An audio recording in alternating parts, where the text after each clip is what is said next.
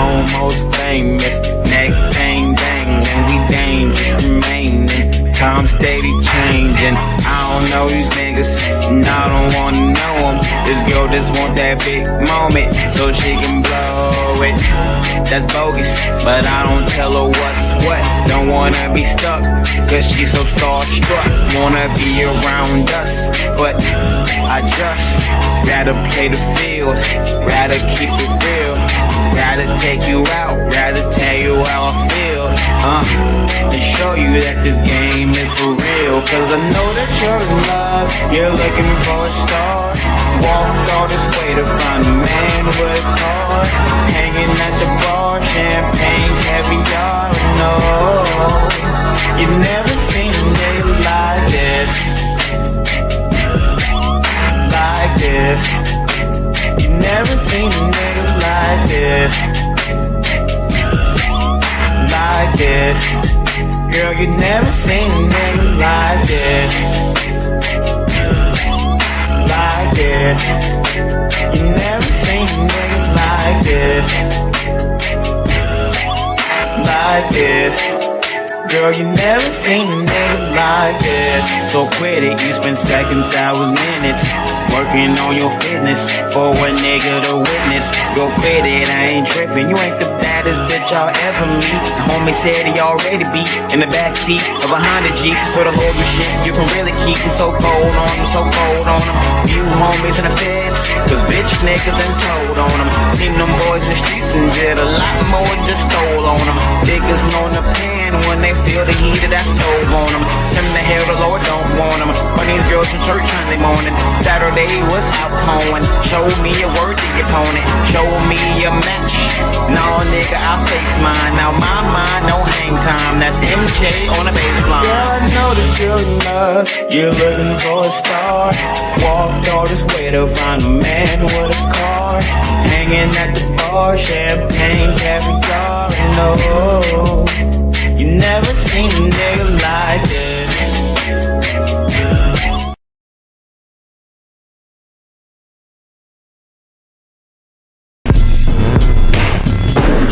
Wanna see my cars on flatbeds. Hey, this is a recession, selling that crack, yeah.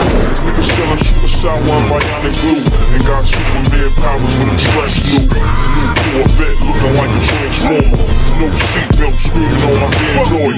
Damn, I'm knee deep in the projects, and Hollywood ain't accepting no nigga from the project. New Corvette looking like a transformer.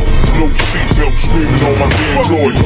Damn, I'm knee deep in the projects, and Hollywood ain't accepting no nigga from the project. New Corvette looking like a transformer.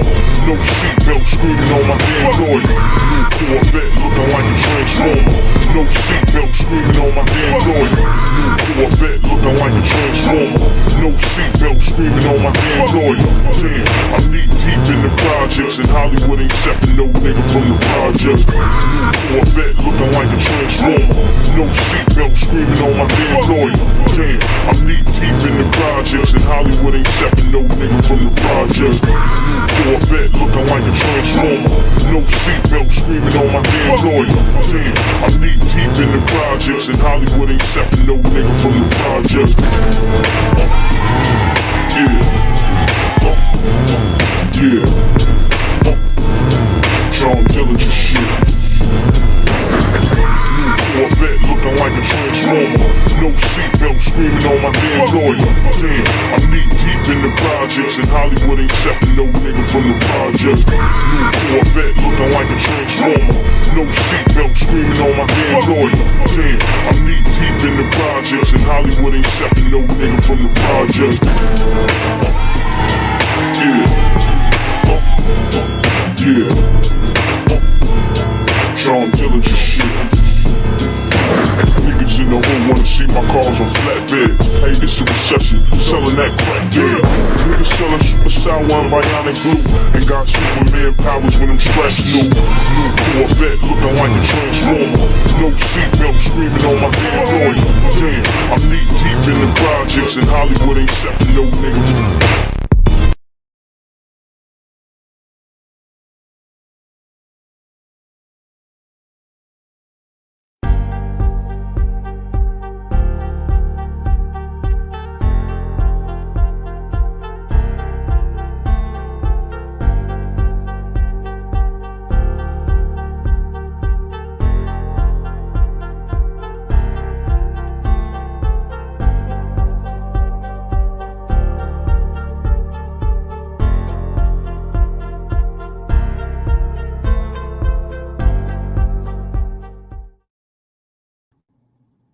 Round two, Black family.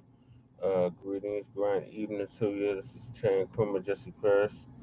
Down low. Chain Krumma, and we are joined with our anchor man tonight. Remember, Yes, understanding, who is sir. Carl, prisoner in the Carl State Mental Hospital, political prisoner in the Carl State Mental Hospital, and we will be discussing what we were not able to discuss earlier due to all kinds of technical Right. difficulties that we were going through on the platform we were using. So we have made the proper adjustments, and the show must go on. So what we didn't It's get hard for me to, to hear. Mic check, mic check. Can you hear me? yeah, can you hear me? I don't know. It sounds kind of faded, but yeah, I can hear you, but not that clear. Can you hear me now? Yeah, perfect. Okay. I had the speaker too far away. Okay. All right. And on tonight's episode of part two, season three, episode 14 of the Frontline Black News. The topics we didn't get to: Mutulu Shakur. Rest in power to Mutulu Shakur, Tupac's stepfather. He was actually part of or founder of the Black Liberation Army, the All Black Liberation Army. That's why Anchorman, when I was fatigued up, they always asked me if I served, and I said I served in the All Black Liberation Army. Damn. The Black militia. Yeah, so that's what we on, or we were on. We're still on it, but not as much. It's just not active as much. So, so we got that, and then we got several other things. Where is the notebook? Oh my God, it's looking.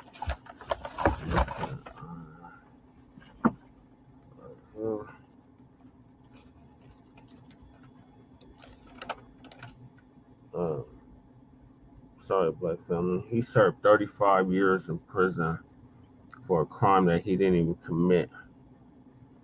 And our West Coast correspondent, Shabaka, he said that he was in the getaway car with her, with Asada,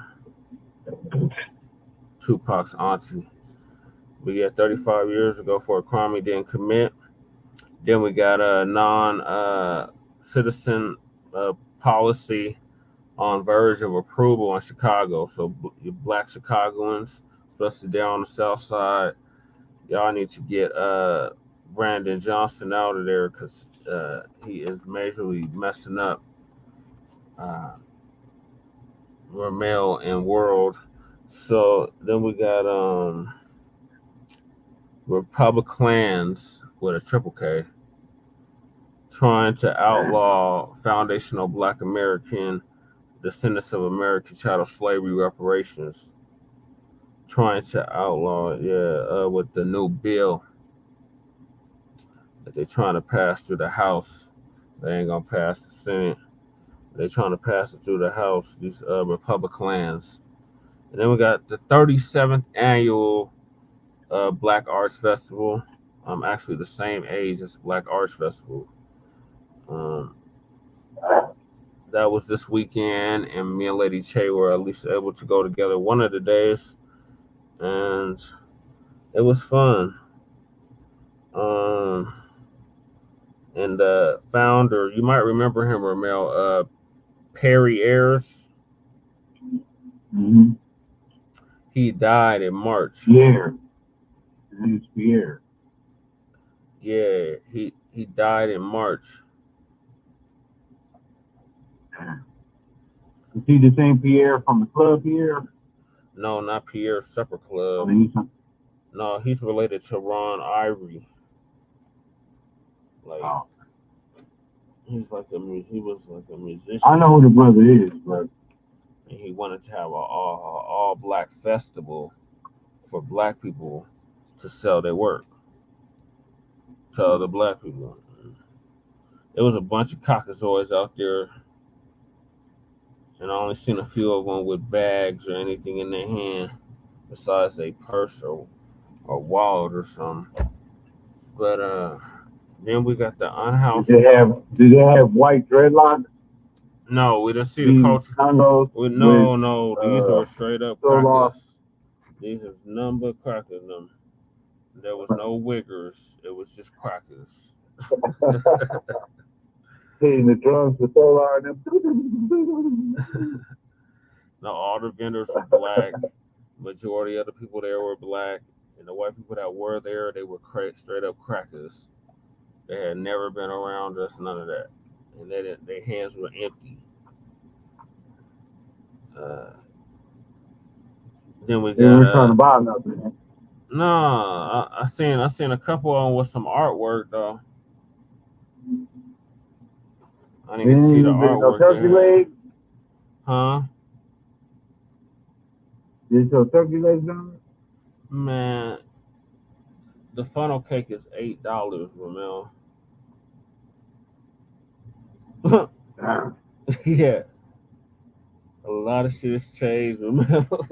You ain't gonna believe it when you get out. You're gonna be like, what the hell? What the hell? You gonna $8 for some funnel cake. $8, $20, $25 for some goddamn turkey legs. I don't know if it was at the Black Arts Festival, it was that much. But at Juneteenth, the bullshit Pride I heard, they were charging like $20, $30 for a damn turkey leg, Ramel. It's fucking ridiculous. And then we got an update on our boy Johnathan Majors from Creed 2 or 3, whichever one. They trying to Me Too him. And we got some good news on him. And then we got the Unhoused Neighbor news and the Unhoused Neighbor Suites. An honorable mention to Michael Johnson, the brother that was killed by the robot back in 2016. When AWOL on the army. Was he in the army? He was in the military. He went AWOL on him, and he had this shit gorilla mainframe, and they sent a robot in to kill him. A straight up robot. A robot, like a robot dog with an explosive attached to it to kill him. Oh. In 2016, they did this. And Eric Adams exposed by New York Times in defense of Joe Biden. We still waiting on you goddamn Biden supporters. Where the hell are y'all at? Y'all know the number. Just in case you forgot. I know what it's at. And then we got AJ or AJ Owens killed by a racist white supremacist neighbor because the kids called her a Karen. A what?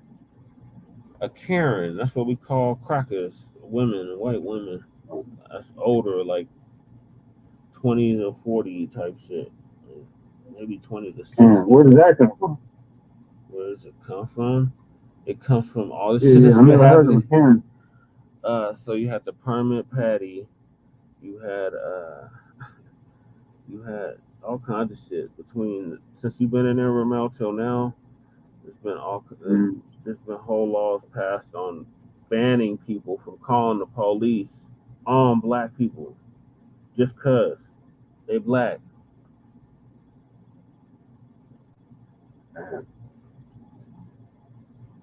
Crazy. Yeah, we in a Ku Klux Klan state. They don't want us to remember, but Team Paris Frontline Campaign, we definitely remember. We like Pepper's Farm. We don't forget shit. So, that's what we're gonna get into. So, Ramel, with your words on Mutulu, I know you know something on him. I feel the Mutulu,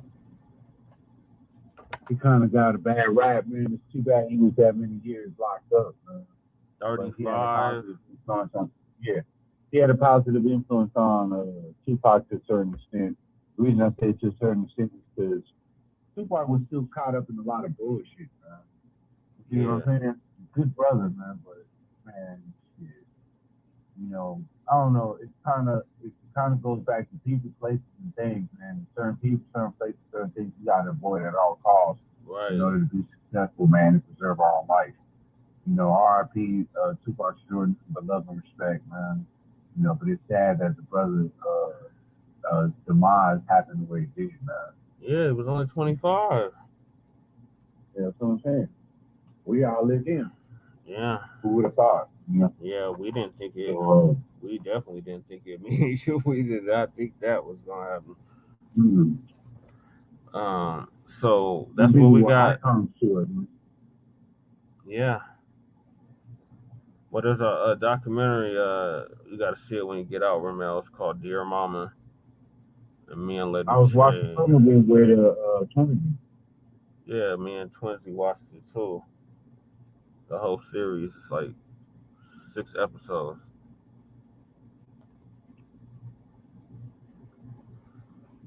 All right. So yeah, I want to touch on one thing that you mentioned earlier. I don't know which. Okay, run back to topic. Go ahead, my bad. Oh my God, Ramel. We got Mutulu Shakur dies after 35 years in prison for a crime he didn't commit. Then that's what we on now. Then the next thing we got is non-citizen policing, meaning shit for illegal immigrants policy. I think that's the one. Go ahead, my bad. It's coming to Chicago. Then we got the Republikkkans trying to outlaw foundational Black Americans, descendants of American chattel slavery, reparations with new bill. Then the 37th annual Black Arts Festival, Black Arts Festival this weekend.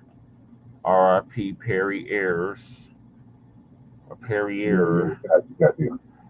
Update on Johnathan Majors. They're trying to Me Too the brother. And he got good news. In the Unhoused Johnathan Majors, that's the dude that plays Creed? Yeah. Okay. No, he doesn't play Creed. The other brother, Jordan. Michael B. Jordan. He plays his nemesis. Okay. Like on some Black What Panther you got to say about Mutulu? I gotta say, rest in power to the soldier. Job well done. It's a shame that you have to spend that much of your life behind bars, and when you get out, you die of cancer or some other shit. But there's a brother, I used to be friends with him. I'm not currently friends with him. I used to be friends with him, Ramel. And Kareem Blitz Johnson.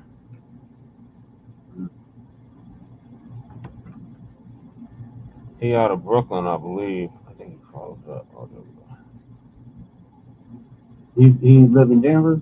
Hell no, he's from North New York, where my peoples is from.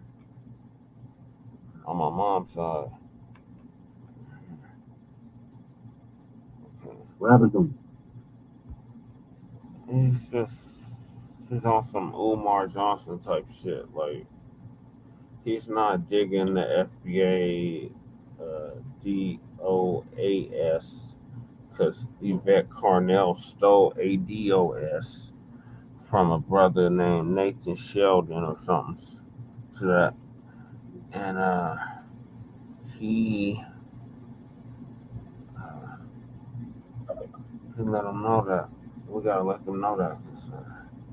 There's still a lot of our folks that's rocking with that ADOS shit, and FBA is a lineage. This ain't no race-based shit. This is lineage-based.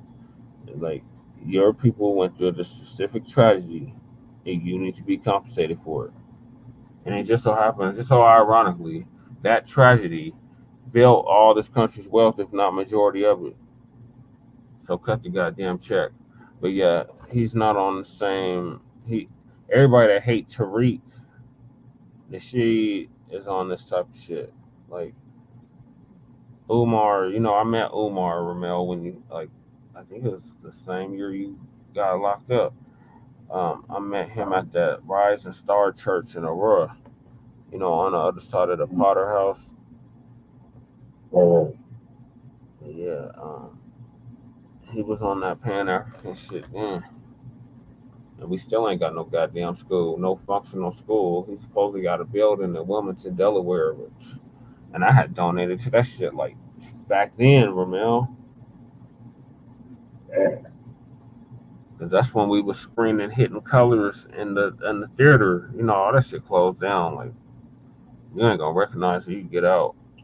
When you get out, you not gonna recognize Jimber, Aurora, none of that. Everything surrounding it, you're not gonna recognize none of this shit. But I was gonna play this clip from him because he gives a rundown of our brother Mutulu. Progressive moves. A divine mind knows, a divine mind shows. All things work in divine order. All things work in divine order. All things work in divine order. Peace and power to the people that struggle. Salute, salute, salute. As you come on in, I want you to know that this is a safe space. This is a safe space and a space for intelligence, for dialogue, for disagreement. This is a space for love, though, on our path to seeking solutions that will open the road to liberation. So as you come on in, let your classmates know that we are here. We are here. Yes, tell them to come on through. We are here. We're going to begin class, right? We're going to speak love on each other. We're going to speak understanding to each other. Salute, salute. As my classroom assistants come on through, please, please put the green screen link in. There's so much more because we are still in such a deep space that we want them to hurry up back. Hurry up back. His name. So understand, Mutulu Shakur, the Dr. Mutulu Shakur is first. Damn a Tupac. A fan, they took his name. It's not the other way around. It ain't the other way around. That's backwards thinking. That's the thinking that the Euros who are oppressive want you to get a visual of. They don't want you to look at that man. They don't want you to dig deep and to see why he had to be locked away like that. You understand?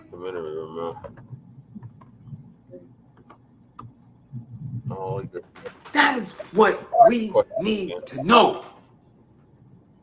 Who was he? Who is he that was able to move the way he moved in one of the most dangerous times for anyone to be militant? Yeah. Who was that man? You understand? Don't look at the after. The after does nothing. The act, the 1981, the Brinks truck, all that's the after. That's the after.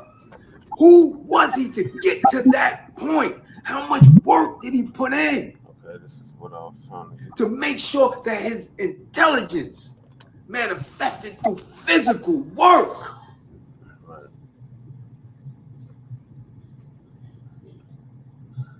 That's what you have to understand about any of these individuals who you see after the fact. About the Malcolms. You understand about any of them. The Dr. Khalid Muhammad's, the George Jacksons. You understand? Who are they? That's your research. And in their written words, to look at it literally, to look at it figuratively, to understand and see if any of that is in you. Okay? Who? How? Because you cannot just say that you admire someone. You cannot just say that you're in a space where you want to be like without the full understanding of what it takes to get there.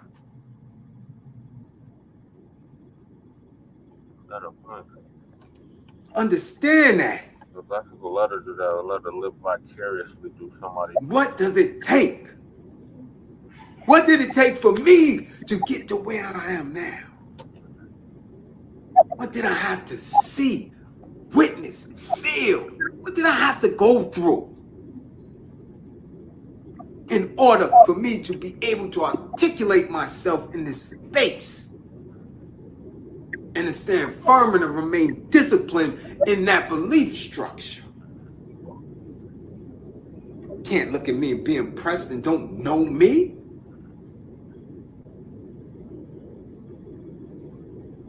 It's impossible. It's impossible. You in the conscious circle. And there are people who are withholding the information. Yeah, the information should be free. Of who he is, how he moved, what made him tick. Thousands of dollars for information. You understand? And in that, they do a great disservice to all of us.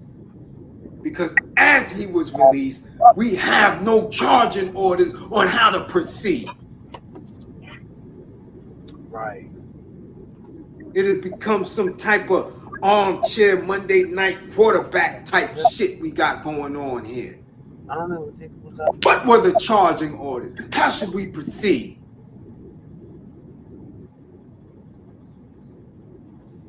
He died 3 days ago. We're talking about an individual who put in work on every level of struggle. Oh, he at the library. Every level. Brooklyn Public. And there are those who do not have any orders for us moving forward. They are speaking fluff, surface level bullshit that have you just sitting there looking and wondering.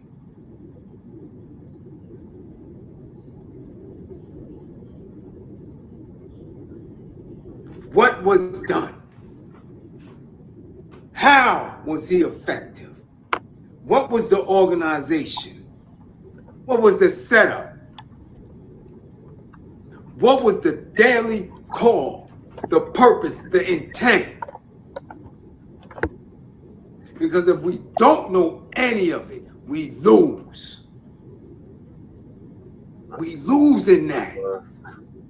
To preserve a future for the life of Black children.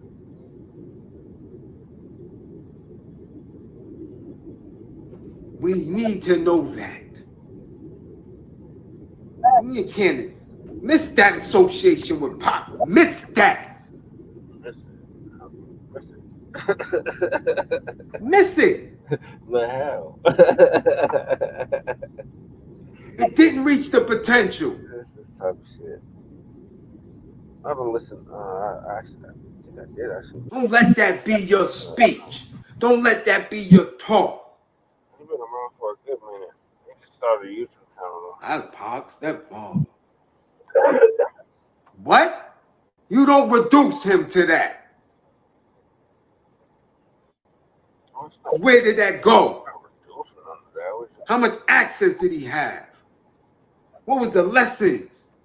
What came about from it?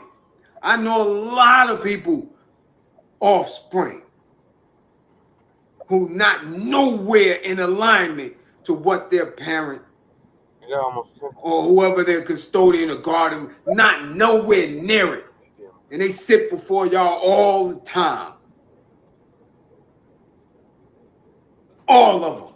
Got Khalid's son, nothing like him. Professor Small's son, nothing like him.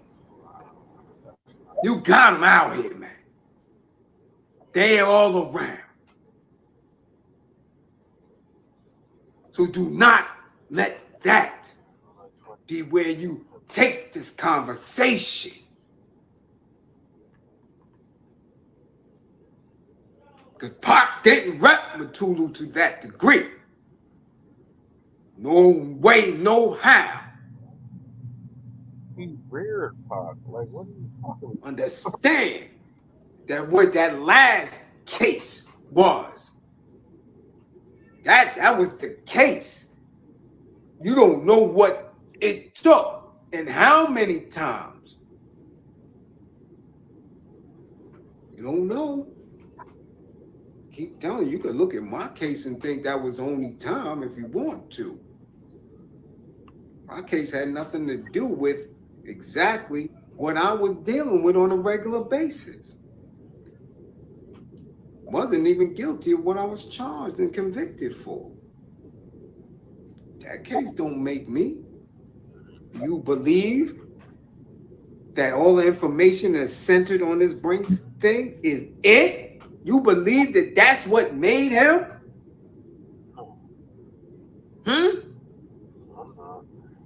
He was active over a decade before that. He was active. Mobilizing, moving, theory, then put in practice.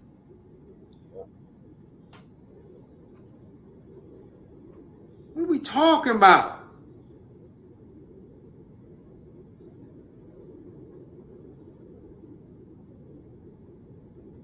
And now that he's transitioned, people have to start talking, man. There's literature out there. There's theories that he has that haven't been fulfilled. What's the charge? Where do we go? At this point on, because we're still oppressed. These devices. We're still behind enemy lines. We're still unorganized. We still got coons. What's the charge? It can't be to sit and watch people on YouTube all day in funny ass hats and colorful shirts and bullshit. It can't be museums and schools. And no. What's the charge? Because they're slamming old elders down, face down. Yeah, they need to get the hell out of the way. They're shooting babies. They're standing in the way. You got cops shooting autistic children. They always go for the most vulnerable. And you got niggas with resource, allowing the Euros to hog up on their grippers. And got the nerve to say that they some damn body. They ain't nobody. What's the charge? Criminal. How do we move forward? A murderer. We don't let that spirit transition and nothing comes about of it.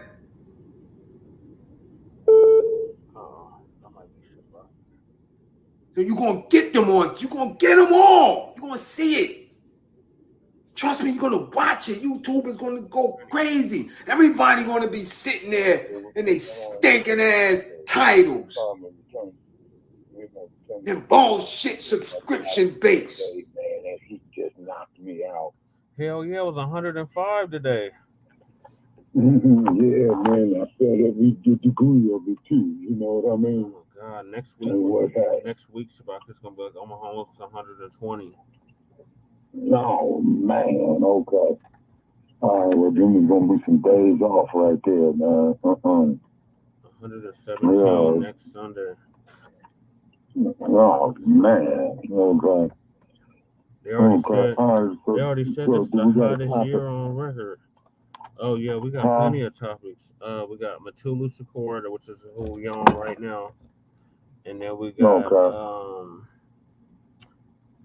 non-citizen policing, Okay. a policy on verge of approval in Chicago. So you know what that means. Shabaka got to recall Brandon Johnson. Yeah. Okay. And Brandon? And who's Brandon Johnson? The new mayor of Chicago. Lightfoot's Oh, out. okay. Yeah. Yeah. Lori Lightfoot lost. Okay. It came down to Vallis and Johnson. Paul Okay. Vallis And who? and Paul Vallis, who was pro police, and Mike Johnson, who was unions, teacher unions. Right. And he doing for the illegal immigrants. That's the ones that sleeping they voluntarily are sleeping in the jail. Yeah, and Chicago police ain't kicking them out. No. Yeah, wow, that's crazy. Because they fall under that white umbrella. They only brown when it's convenient. They are white all the time. That's why they said if you brown, stick around. But, right, exactly. If you black, get back. If you white, you all right. Yeah, if you white, you all right. If you're brown, stick around. If you're yellow, you're mellow. And if you're black, get back. Right, exactly. Yep. All right. Well, I remember, man, when the people were saying that, man, that they was like in about the early 1970s. Yep. That sounds about right. Okay. So then after that we got there's more topics about it. The Republikkkans. The what plans? The Republicans, what we call them the Republikkkans, is trying to or the reptilians are trying to outlaw our reparations, Shabaka, Foundation of Black Americans and Descendants of Americans Held in Slavery, reparations with new bill. Yeah, not to happen. And then, hold on. So, and then we got the 37th annual Black Arts Festival. Colorado Black Arts Festival this weekend, which me and Lady Che went to. I went both days. Yeah, right, in the City Park. Yeah, and the RIP to the co-founder, Perry Ayers. And then we got an update on Johnathan Majors, because you know they've been trying to Me Too, the Creed star. And we got good news in regards to his case. You know he's dating Megan Good now. You know he's what now? Megan Good. Okay, so in other words, that case that they got against him in New York. Okay, they dropped the charges on him. They arrested her.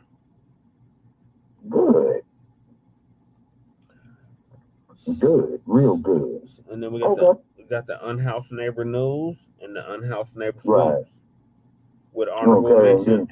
Hold on, Shabaka. With honorable mention to Micah X. Johnson Day. We celebrated that this past Friday. Was Micah Johnson Day. Oh yeah, the brother did his work down there in Dallas. Yeah, that they sent a robot in to kill. But he knew he was dead anyway when he went on that mission, in my opinion. Yeah, he made the ultimate sacrifice. Just like what Christopher Dorner. Hold on, Shabaka. I got a couple more things to add. Eric Adams, y'all need to recall him too in New York. Exposed by New York Times or the Slimes in defense of hiding Biden. Right. Jim Crow Joe. Okay. And then the sister that got killed in Florida, AJ, is what we're dubbing her, Owens. killed by racist white supremacist neighbor because the kids kept calling her a Karen. Oh man. Oh shit! I left Ramel on the other line the whole time. Damn it! I meant to merge the call. Okay, so that's the topic, Shabaka. Okay, man, write it up. It's already rolled up. Oh, okay, well that's good, real good. Yeah, because tomorrow I gotta go down here to the DMV. Hold on, Shabaka. We're doing Frontline Black News right now. So I was in the middle of a clip from Kareem Blitz Johnson. And, I used to be friends with the brother, but he's on some like Umar Johnson type shit. So I don't really dig him. But he has a YouTube channel. He had a YouTube channel for about a year. He almost got 10,000 subscribers. No, man, and I've been having a YouTube channel, man, for 7 years, man. Okay, wait a minute, you subscribe to the channel, right? Yeah. Yeah, which is, let me see, it's the GENIMP. Yeah, I'm sub to it. But the brother was in mid-sentence of breaking down Mutulu Shakur's legacy. Right. Yeah, Tupac's stepdaddy. Yeah, but he was saying not to put your focus on that, but the actual work he was putting in for the community and for our liberation, basically, is what he was articulating. Right. And I think, and if I'm not mistaken, it wasn't Mutulu one of the founders. What's the charge? Yes, he was. Yeah, because I know they split it off from the Black Panther Party. You know why, don't you? I forgot. I heard it. Somebody told me. Told me it. I can't remember at this exact second. What it was is, I think what had happened was that they originally had started with the BPP. But then the BPP was doing something, man, with a communistic doctrine. Well, they were giving they were passing off the Maya Cop, not the Maya Cop, the Red Book, the little Red Book. Yeah. By Mao Zedong. Yeah, Mao Zedong, because Pops always talk about that. You know, he's the founder of the Denver chapter, or one of the founders of the Denver chapter. But and then there was something else. Is that, and I think what had happened was after Dr. King had got assassinated, that they had some that spun it off, man, and just said we're dealing just like with black only issues. Yeah. Okay, so you might want to check with General Sekou on that, because like I said, I was a child when all that was going on. And General Sekou was in his late teens, early 20s at that time. Yep. Yeah, so he would be a better point of reference for that than me. He was going to manual at the time, yeah. And then, Asada, because she hooked up with the, the New York chapter. And one of the tenets was, from what I understand, that once you had formed a chapter, or if you had joined a chapter anywhere in the U.S., you had to make a trip to Oakland. Yeah, well, my granny did all that in the 80s and 70s. She traveled the country. She was like the first one to come out to Denver out of all of our folks from back east. Right, because they had chapters in Philadelphia, hotspot, New York, hotspot, Los Angeles, hotspot, Chicago, definitely a hotspot. Yeah. And Los Angeles, and then of course Oakland, because there was a building that sat there. A sister told me that sat there on the corner of 73rd and East 14th, which they now call International Boulevard. And they had like a building there, and they got into a shootout with the FBI. The sister had related to me. And the city of Oakland went and tore it down and never rebuilt nothing back on it. Yeah, I think that's where that encampment was. And then let me see, and Angela Davis, she was a member of it, but then she went off on a communistic doctrine. And then Dr. Erica Huggins, you know, she was their communications secretary. And I think she worked directly right up under Kathleen Cleaver. Yeah, because I met Kathleen. I met David Hillard.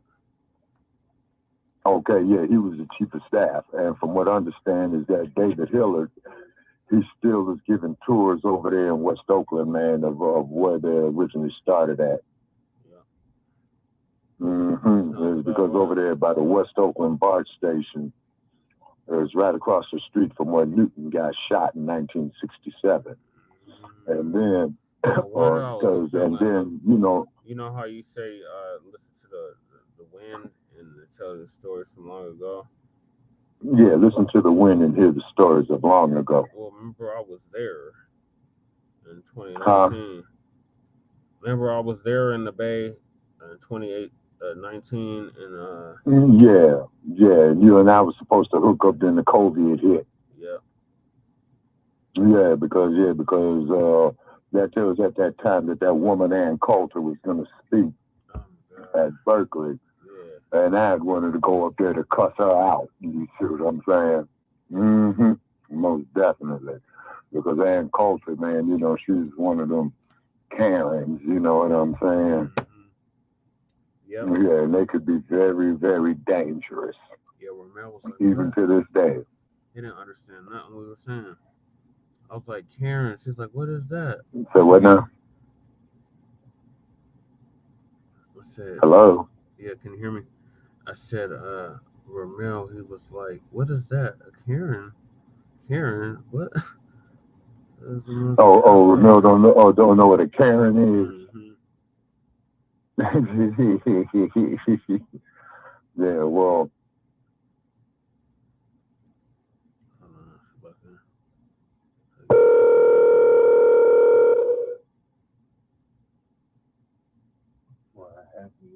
My bad, Ramel. I forgot to merge you. Oh, okay. All right, we're all here. Yeah. Welcome back, okay. Anchorman. Ramel. Hey, what's going on with you, man? Yeah. So what the Karen is, Ramel, is the white woman who wants to go out there and just start a bunch of shit for the hell of it. Yeah, you see, just like what Carolyn Bryant did with Emmett Till. She's the ultimate. We need to stop calling them Karens and call them Carolyns. Because she's the ultimate exactly. Karen. Yeah, or CB's Carolyn Bryant. You know what I'm saying? Mm-hmm. Yeah, call them CBs. Yep. That's the one that had Emmett Till killed, Ramel. We're talking about the one that had Emmett Till killed. And she just died. Yeah, Carolyn Bryant. Yeah. Earlier this year she died. And they took them 55 years to produce the warrant. They had a warrant for this broad that was in the Mississippi courthouse, and it took them 55 years to dig it up. Yeah, but so which means is they suppressed it. Mm-hmm. Yeah, see, so they suppressed it. You see, which means they were complicit. Which means they were complicit with the murder, torture, and maiming of Emmett Till. Yeah. Mm-hmm. And only not only FBA, but only those that grew up in America can relate to that. Mm-hmm. Yeah, and then from what I understand in Chicago, the house where him and his mother used to live, which is on the corner of 64th and St. Lawrence, which is on Chicago's south side, and I think they pretty much had designated it. What do they call it? Not a historical monument, but it's a landmark, a place. Yeah, landmark, thank you. That's landmark the best preservation. Word. Yeah. Yes, sir. Yeah, that's exactly what it is. And then New Era Chicago, man, we want to reach out to them a little bit Yeah, New Era Detroit, because they're doing some very, very positive things, you know what I'm saying? And I think what they did was, man, is that they had sparked the movement. Is because you got New Era Detroit, New Era Chicago, and they're trying to do New Era Atlanta as well, too. You see? And so if you could do a New Era Cleveland, a New Era or New York, you know what I'm saying? Yeah. Make it nationwide. That'll work, because I was speaking with Sister Trish Badia, and she was saying something about back east. They took this high school and they had renovated it, right? And she was saying, yeah, that's what we need to do. And I said, yeah. But I said, but it's not, you know, the Los Angeles does not have a black stronghold to do it. You see what I'm saying? It's because mainly the main population that you got in Los Angeles, man, are mainly Mexican Americans, Spanish speaking people, and Koreans as well, too. Yeah. And with us, yeah. And where do they fall? You know, where do they fall on the white black spectrum? I'm gonna tell you where they fell on the black spectrum in 1992. Them Koreans, they banded together, man, and this is when they were saying is, well, you know, all you blacks went out there and did all this damage. I said, well, you know, you got to look at that. In LA, black people only make up 13% of the population, number one. Number two is, I'm of the opinion that a lot of those Korean merchants had burned down their own stores, man, you know, to get the money for it. Yeah, and then also, too, you might want to research, too, Brother Paris, the Rebuild LA project. Yeah. Which was the biggest joke going, is because supposedly, man, is that Peter Uberoth, who used to be the Major League Baseball commissioner, he was in charge of that project. And they were supposed to be rebuilding all these projects, man, you know, giving black guys jobs. You see what I'm saying? But they didn't. They did the exact opposite. Yeah, just like they didn't give us the GI Bill after World War II and one. Like, yeah, exactly. They didn't give us nothing. We're going to serve for our freedom. And we don't even have freedom, but we serve it for the land of the free. And we come back and get burnt alive in our uniforms. But only FBA and those that lived in America can relate to that, the diaspora. And that's what happened at a place, man, after World War II called Port Chicago. Oh, God, Because at Port Chicago, it was like off of Frisco Bay. Because, see, the things you have to remember, you got San Francisco Bay, then you have San Pablo Bay, which is north of the Golden Gate Bridge, right? And then from there, you got a waterway. Right? Exactly. And then to get from Contra Costa County to Vallejo, you got to cross what they call the Carquinez Channel. And that there will take you all the way up to a city called Pittsburgh, California. And that there is near where the Port Chicago incident happened at. I think the BART they extended the BART all the way out to Antioch. Yeah. The BART will take you right past it. Yeah, it'll take you right past it. You see what I'm saying? And all that, man, you know, it's house and tracks. You know, they built it up like they did that area they got there in Denver called Hastings Ranch. Yeah. Yeah, you see, that's what they did out there, you see. And then you got a huge oil refinery out there in Richmond, California, too, that sits right there, you know, on it. And then keep in mind, San Francisco Bay, man, they don't have so many oil spills in there, man. It's pathetic. I believe it. All I remember is cargo ships. All I seen was cargo ships. Exactly. Yeah, and the cargo ships, they go over there to the port of Oakland because, see, for all practical purposes, the port of San Francisco is a tourist attraction. You see what I'm saying? San Francisco, but all the commerce, treat, Rice-A-Roni, the San Francisco treat, that type of shit. Yeah. That's down there, man. That's near a place called Girardelli Square. And they've been there, man, since the 1800s. And that there is where the cable car takes you from, what is that street? Market and Powell. And then it'll take you all, through there, man, down there to the bay. But they had ripped up a lot of the cable car tracks too. You know that, right? Yeah, I seen that last time I was out there, and then the bus runs along the old trolley car route. Yeah, exactly. Because because they used to have the trolley cars there, and then the regular buses there. Then they got the BART there, and then you got the San Francisco Muni there as well too. Yeah, so San Francisco's got a whole lot of public transportation. Yeah. A whole lot. Yeah, you got the BART, the Muni, the trolley cars, and the cable cars. And most urban cities just got like the light rail and the buses. Yeah.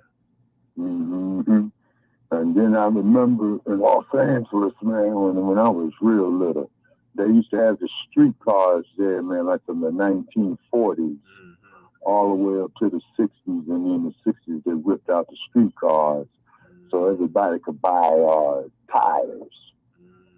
And the reason why they said they wouldn't build a subway in LA because of the earthquakes. And then they started, the late 80s, they started building, the subway or the LA Metro Rail. And then it went into full swing like about 95, 96, I think. And then also, too, over there in that area, South Central, where I used to live, they were building that up, man, because they're getting ready to have the Olympics there in 2028. Oh, yeah, they building all that up. Yeah, and it takes them about 5-6 years to do it. You know what I'm saying? Yeah. So what's getting ready to happen is, man, all that place over there is being gentrified.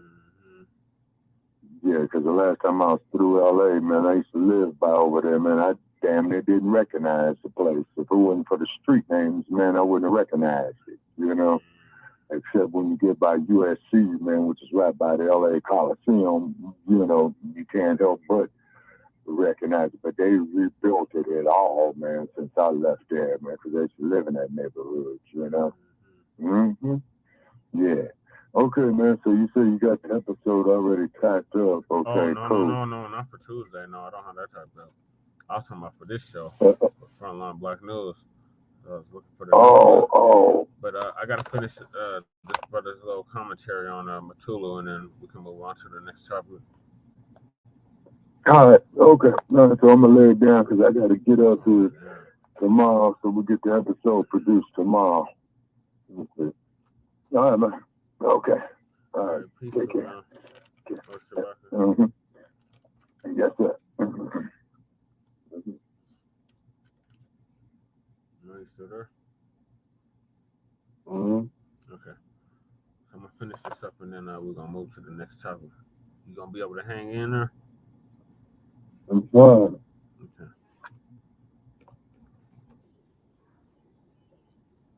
What did he actually represent? Who's next to pick it up and move on it?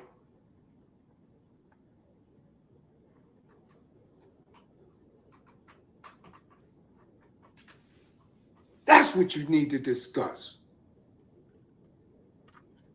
And then y'all gonna be there because I know I see y'all in their chats. I watch everything. Question them. Ask them.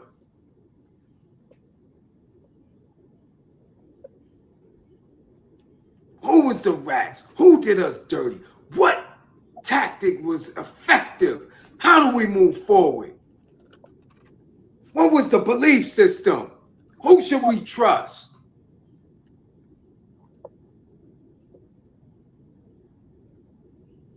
Let them just sit there and talk about how they know him, or I seen him, or I was with him. Nah. Y'all dare let nobody do y'all like that. There were specifics. Look in the thumbnail. How come he had this woman, this Euro right there? Who is she? Do y'all research. Who is his co-defendants? all his co-defendants that was Euros, they went down. Who was the black one who ratted?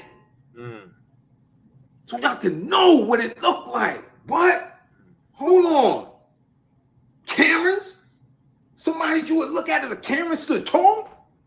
Who's Marilyn Book? Who's Kathy Bodine? Who's Judith Clark? What about? What are they about? Are they still around? What can they tell us about them? How do they move? House is always missing. Huh? Man. People not outside of your reach? Patty Hirsch. How do we move forward? You remember Patty Hirsch? Don't let them bullshit y'all with this. Oh, I read this and I read that. Remember? I did this and I did that. Because you know when we look at it and all this other weird shit and no daily order of charge.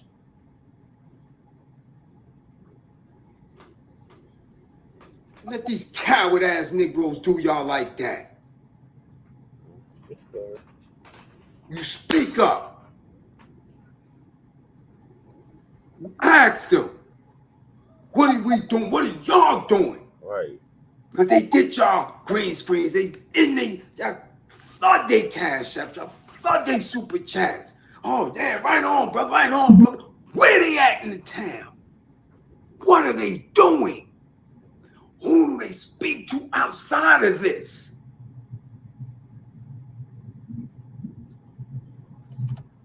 Can't get these Negroes on the phone. You don't see them. You don't know who they working with and who's sponsoring them. You can play with me with this. What is the next move? So when he does come back, he can come back vigilant and ready to go because we prepared a space for him to move.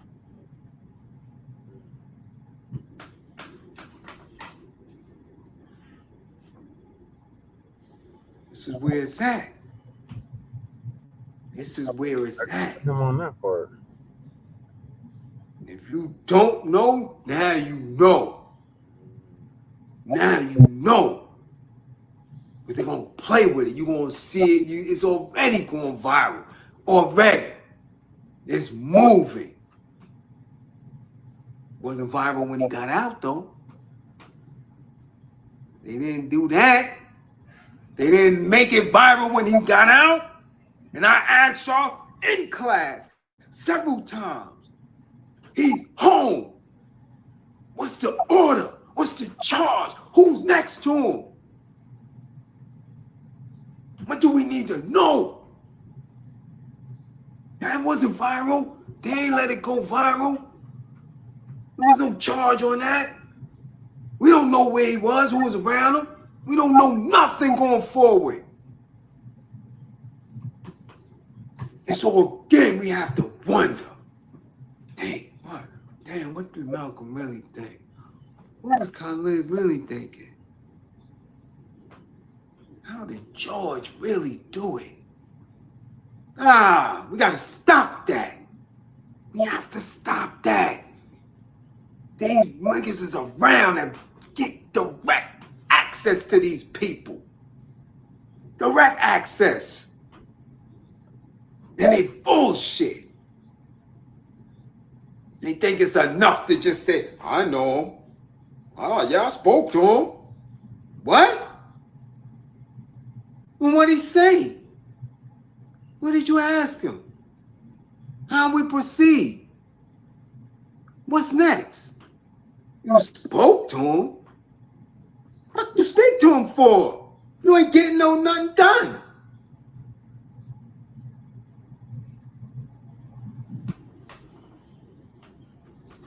That's where we have to be. We have to be in the pocket.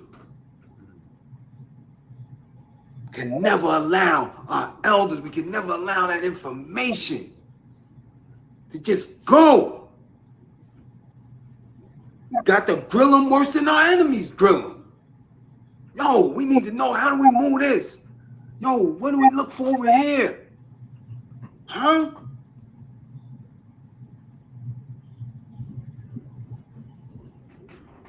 What? Oh, that's what that mean? Oh, they not writing exact? Really? They work with who? Oh, that's what that mean? It's a lot. It's a lot. Shit ain't light. This is heavy work.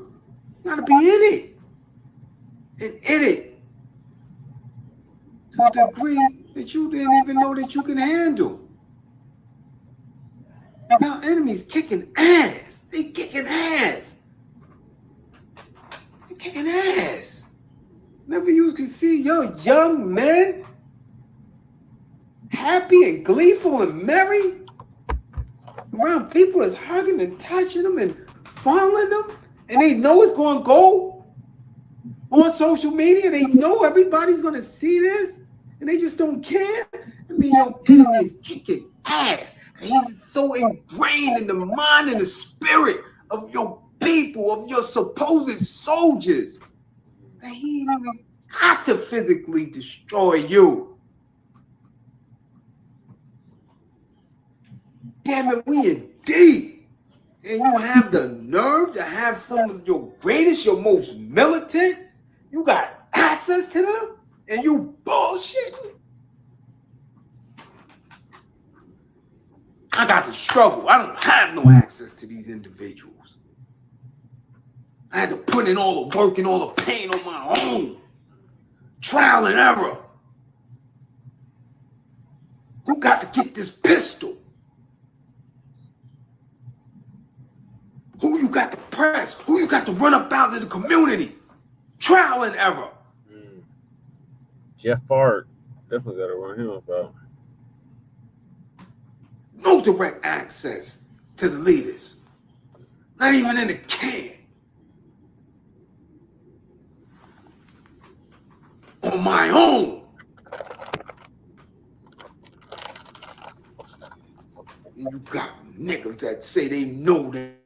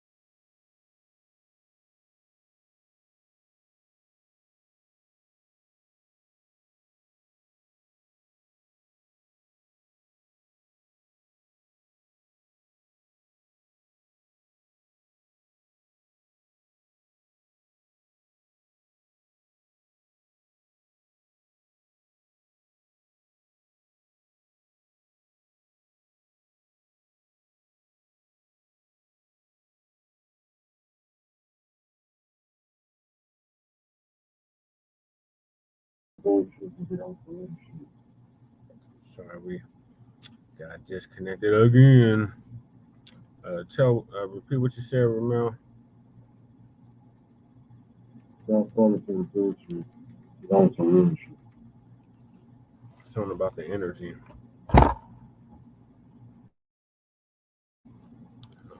Here we go again.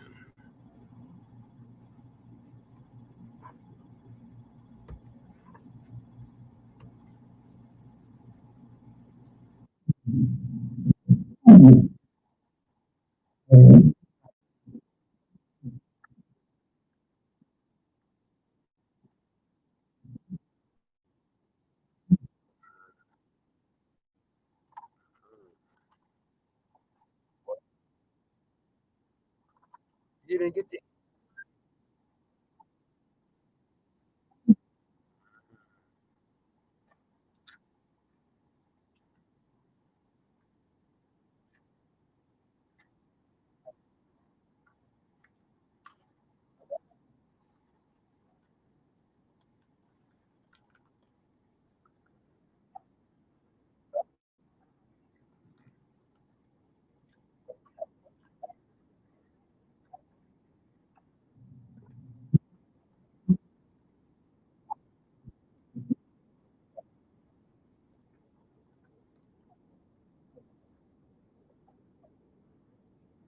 right.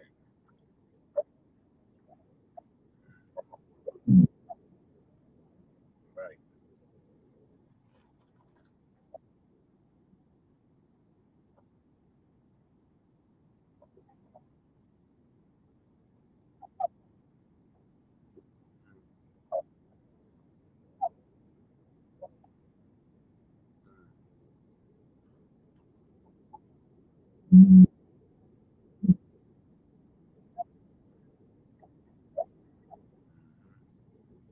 That work. Right.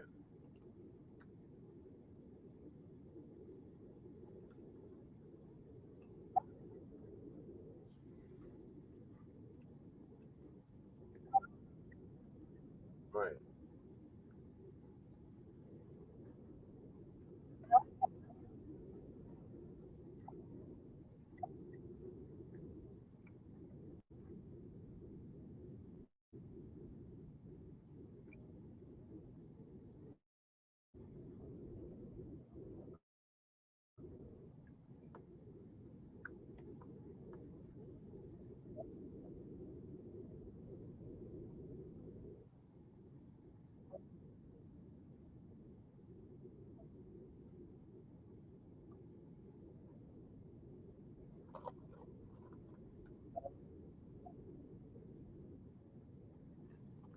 Yes.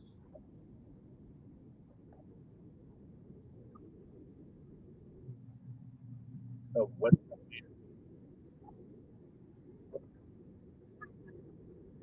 Mm-hmm. Never. 35 years.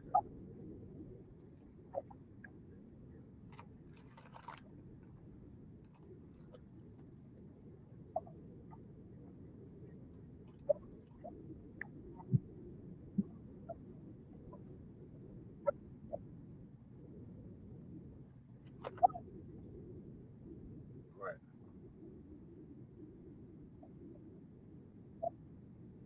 Yep.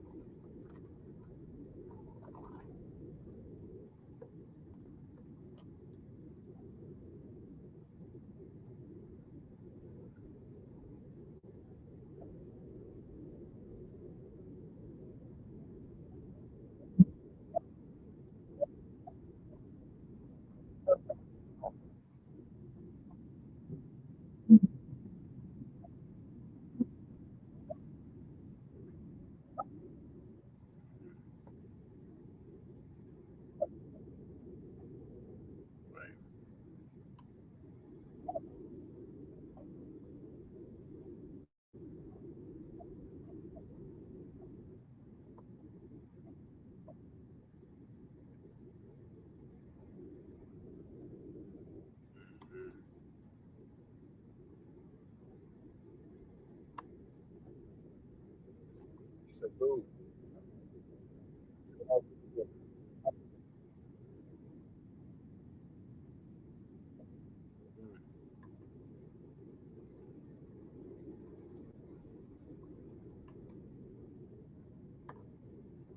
That's it, Romel.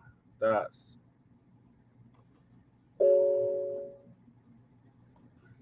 Romel.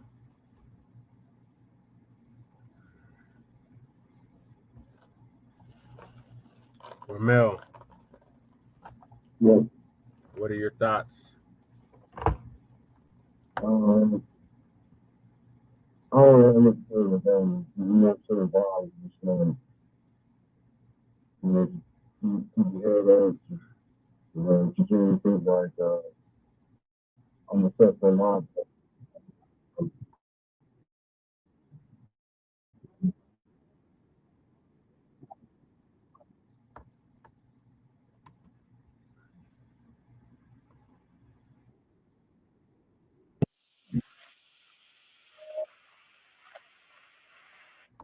Starting on these other tabs. I don't know why it's doing that. Okay, I had a queue started. I guess I lost it. Oh man. All right, so rest in power to the soldier, general, Mutulu Shakur. He never folded after 35 years. It wasn't even out a whole year when he died.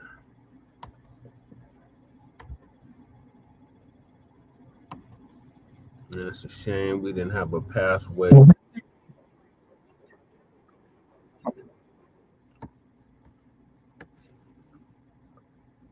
To never let the elders get in that type of situation.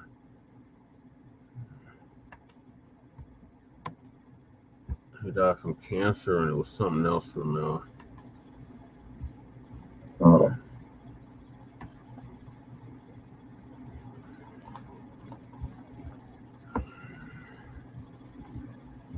I lost my whole damn queue.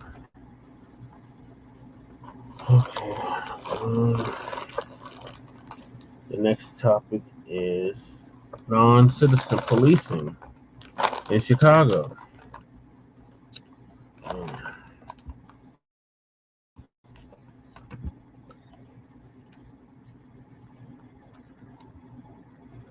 We are under siege, Romel.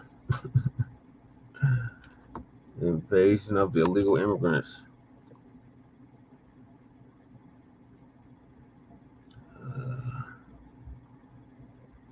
So, you Black Chicagoans, y'all need to recall Brandon Johnson. Here it is. I found it. Shout out to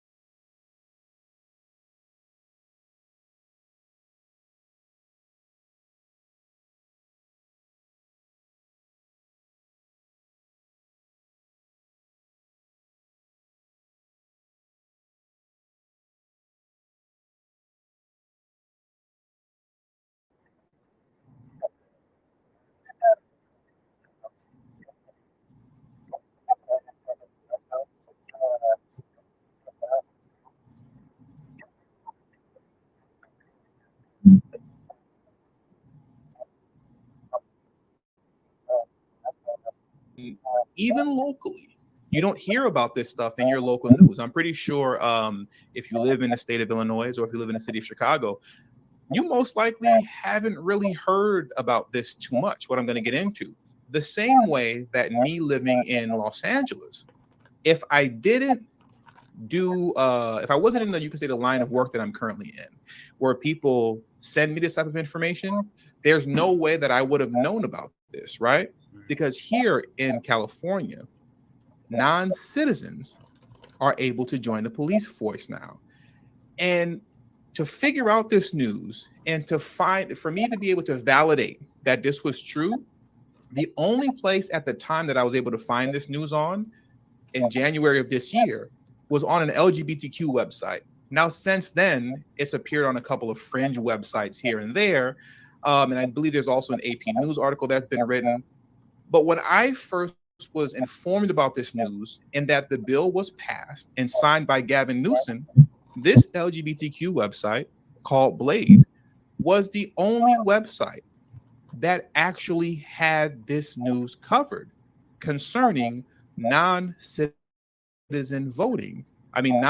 policing being law in California. And I just want to take a quick moment to scroll down so you guys can see this here, right? So give me just a second while I get to the portion that's highlighted. And here it goes. Now, some of you may remember I actually reported on this in January, but as you can see here, SB 960 eliminates a requirement that peace officers be either U.S. citizens or permanent residents applying for citizenship. The law simply requires that anyone applying to be a law enforcement officer be legally authorized to work in the United States. Once again, I couldn't find any information on this anywhere but on an LGBTQ website, right?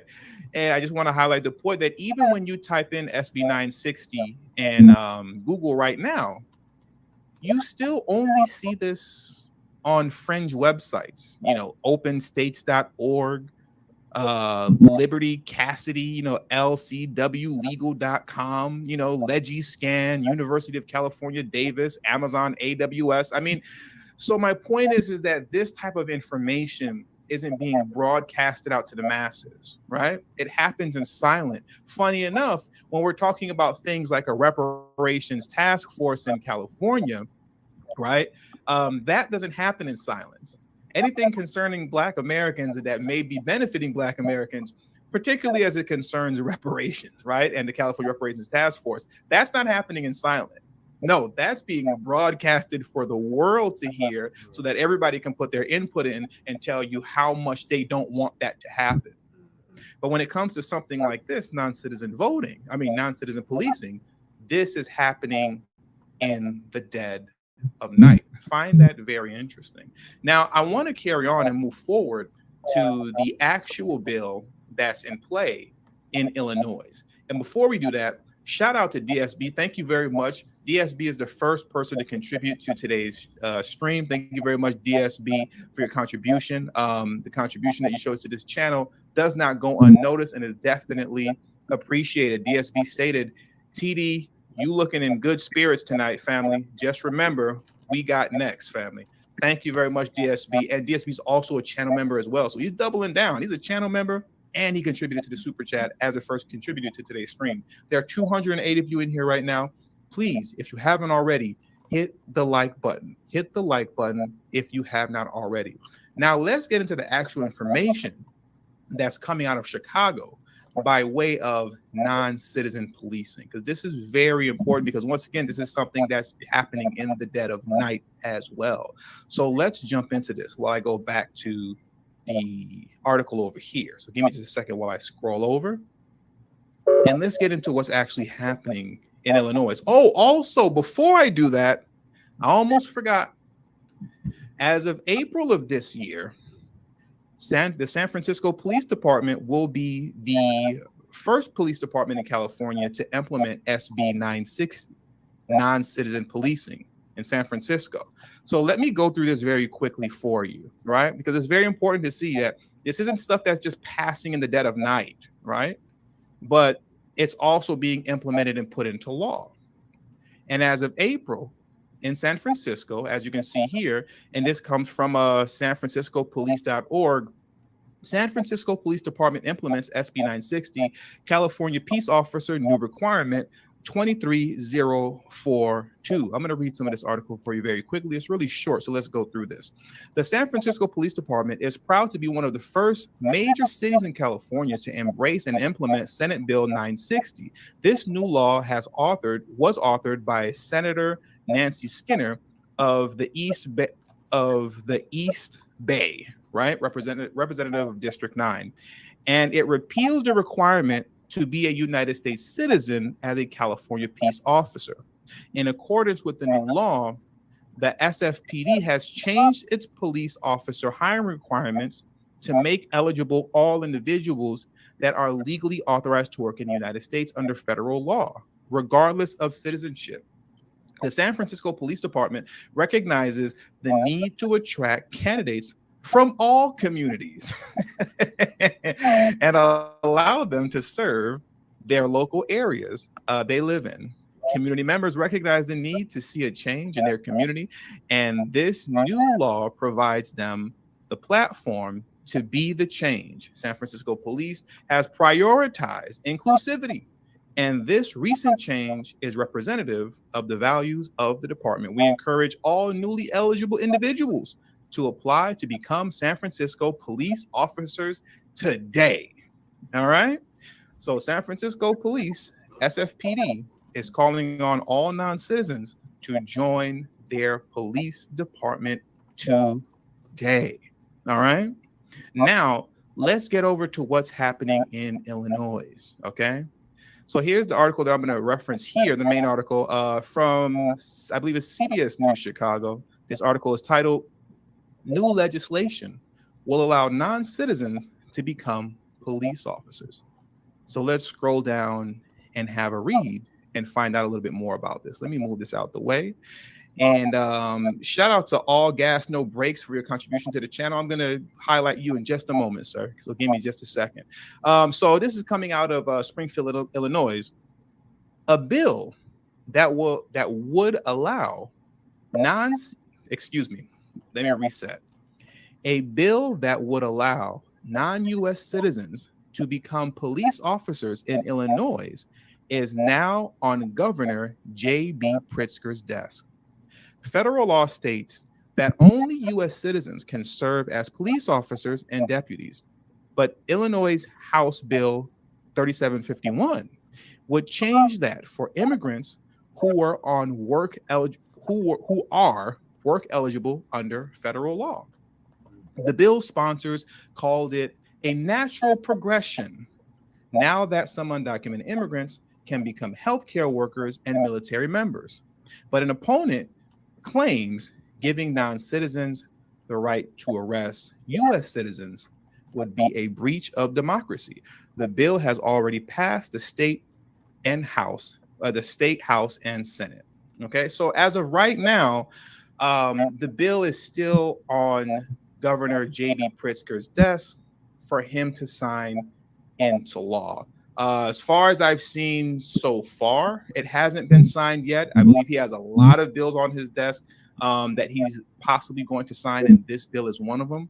He hasn't signed it yet, but this is what's currently happening in Illinois. And I find it very interesting, if you saw that I highlighted as well, where it states here, the bill sponsors call it a natural progression now that some undocumented immigrants can become healthcare workers and military members. And the reason that I have it highlighted is because what you're seeing, if we're being honest here, is the groundwork being laid out for what's eventually going to be non-citizen voting in the state of Illinois in local elections and in the city of Chicago. The groundwork is being set for that, because as they're talking about this is the natural progression of things, well, they're already in position to where, as the article says, they can be healthcare workers and they could be military members. So we might as well just let them become police officers, right? Shout out. And for those of you who don't know, and I believe I did a video about this already, but we're going to go through it again. if I remember correctly, and I don't have to remember correctly because I'm going to go through the article very quickly, but our good friend Brandon Johnson in Chicago, he is putting down a plan to allow non-citizen voting on school boards in Chicago. Now, why is that important? It's important because, once again, it comes back to the whole natural progression of things. Well, if non-citizens can vote in who's going to be a part of the school board, well, then we might as well let them vote for mayor. Might as well let them vote for governor. Might as well let them vote for city council. And just like that, the Black vote in Chicago has been completely nullified, right? It's been completely nullified at that point. You're already outnumbered in the city of Chicago when it comes to Hispanics versus Black Americans. But when you add on top of the fact, follow me, that you have a multitude of, quote, migrants being bussed into the city of Chicago, and they're being placed in these Black neighborhoods on the south side of Chicago to live. Not on the side of Chicago where Hispanics live, they're being placed in Black neighborhoods, and they're not going to leave those areas. They're going to plant their roots there, and they're going to live there, and they're going to build their families out there. When you have these busloads of migrants coming into the city, being placed in your neighborhood where they're not going to leave, and then you provide them with work permits, which is on the verge to come. They're going to get their federal work permits so that they can legally work in the United States. Well, once they have their work permits, they're no longer undocumented or illegal, right? Because if they're allowed to work in the United States and they have their work permits, well, they're legal. So not only can they become police officers and they'll be pulling you over, but when it's time for local elections and you're trying to vote in who you want as alderman, who you want as mayor, you can rest assured and believe that their views on how the city should be ran and where resources should be going most likely won't align with yours. Because why would they? They're going to be looking out for themselves the same way Black Americans should have been looking out for themselves. But unfortunately, too many of us were playing the game of vote blue no matter who, which ultimately boomeranged out to be you voting against your own self-interest, right? And now here we are with the situation that we're currently dealing with. Now, I want to go into another article as well that's going to highlight the fact that the groundwork is being laid out, not just for non-citizen policing, but for non-citizen voting in Chicago. But before I get into that, let me shout out our brother once again, All Gas, No Brakes. Thank you for your contribution to the channel, All Gas, No Brakes. All Gas, No Brakes says, ain't nobody doing that in Chicago. Then GD's vice lords will run them off the block. Brandon Johnson is clearly out of touch with the Black community. I'm going to be honest with you, All Gas, No Brakes. I respectfully disagree. I don't think anybody's going to run them off the block. Once you got that badge on your chest, once that badge is on your chest, it's going to be hard to run them off the block with that badge on their chest, right? And if we're going to be honest, and I guess this was going to be my conclusion, but I'll get straight to it right now, just to speak more to what All Gas, No Brakes is saying. If you're going to run anybody off the block, we're going to have to do it by being the ones who join the police departments ourselves. If we're not going to join the police departments, because I know a lot of you all, right? A lot of you are really big on, things like police shootings and police brutality and things of that nature. And it triggers a lot of you and it upsets a lot of you. And I understand. Got it, right? Well, for those of you where that's a really sensitive topic and really sensitive issue, as we're looking at what's on the horizon for the state of Illinois and for Chicago, how you're going to circumvent this is by you taking up those jobs, right? Our brothers and sisters that are out here looking for work, struggling to get by, whatever, we need to be joining the police departments in Chicago, right? And I don't want to hear anybody saying to me that, us joining the police force, that doesn't do anything. Black cops be the worst ones. In the city. Okay, man. You can say that if you want to. Black American. But at the end of the day, But when someone's going to occupy those roles. And it's either going to be us or it's going to be someone with a very strong accent pulling you over, writing you tickets, and putting you in jail. You make the choice on who you want to be pulling you over. Somebody gonna pull you over. Are they going to have a strong accent, or are they going to look and sound like me? That's up to us to decide. I think that they should look and sound like us, right? So we need to be applying for those jobs and becoming the police ourselves in droves. And if we're not willing to do that, then there's not much to really complain about. You can't, right? Because once again, someone's going to occupy those roles. It's either going to be us, or it's going to be someone with a strong accent. That depends on you and not somebody else, right? I think we have one more super chat that I want to get to, and then we can carry on. Shout out to DSB for doubling down. We can say tripling down DSB because he is a channel member. So he's a channel member and 2 super chats. Shout out to DSB. Thank you so much. Thank you very much, brother. DSB says, much love and respect for everything you do, my warrior brother. Facts and truth being spoken. Absolutely. Now, I want to get into this other point of the groundwork being laid out, right? Like I said, the groundwork is currently being laid out, once again, and not just for non-citizen policing, but for non-citizen voting as well in the state of Illinois, because J.B. Pritzker already signed this into law. And while I'm pulling that article up, there are 319 of you in the live stream right now. Please hit the like button so that YouTube understands that people are interested in this content and that this video will permeate throughout the YouTube algorithm and will go out to those who need to hear it. And also make sure you share this on your social media platforms as well, so everyone knows that I'm live. And if you haven't already and you're new to the channel, please hit the subscribe button if you haven't already, and hit the bell notification next to the subscribe button. And shout out to everyone who's showing support right now via super chat. I'm going to get to you shortly, but I want to get to this article first. So now let me pull this up for you. Okay. And let me remove, for now, our good brother DSB off the screen.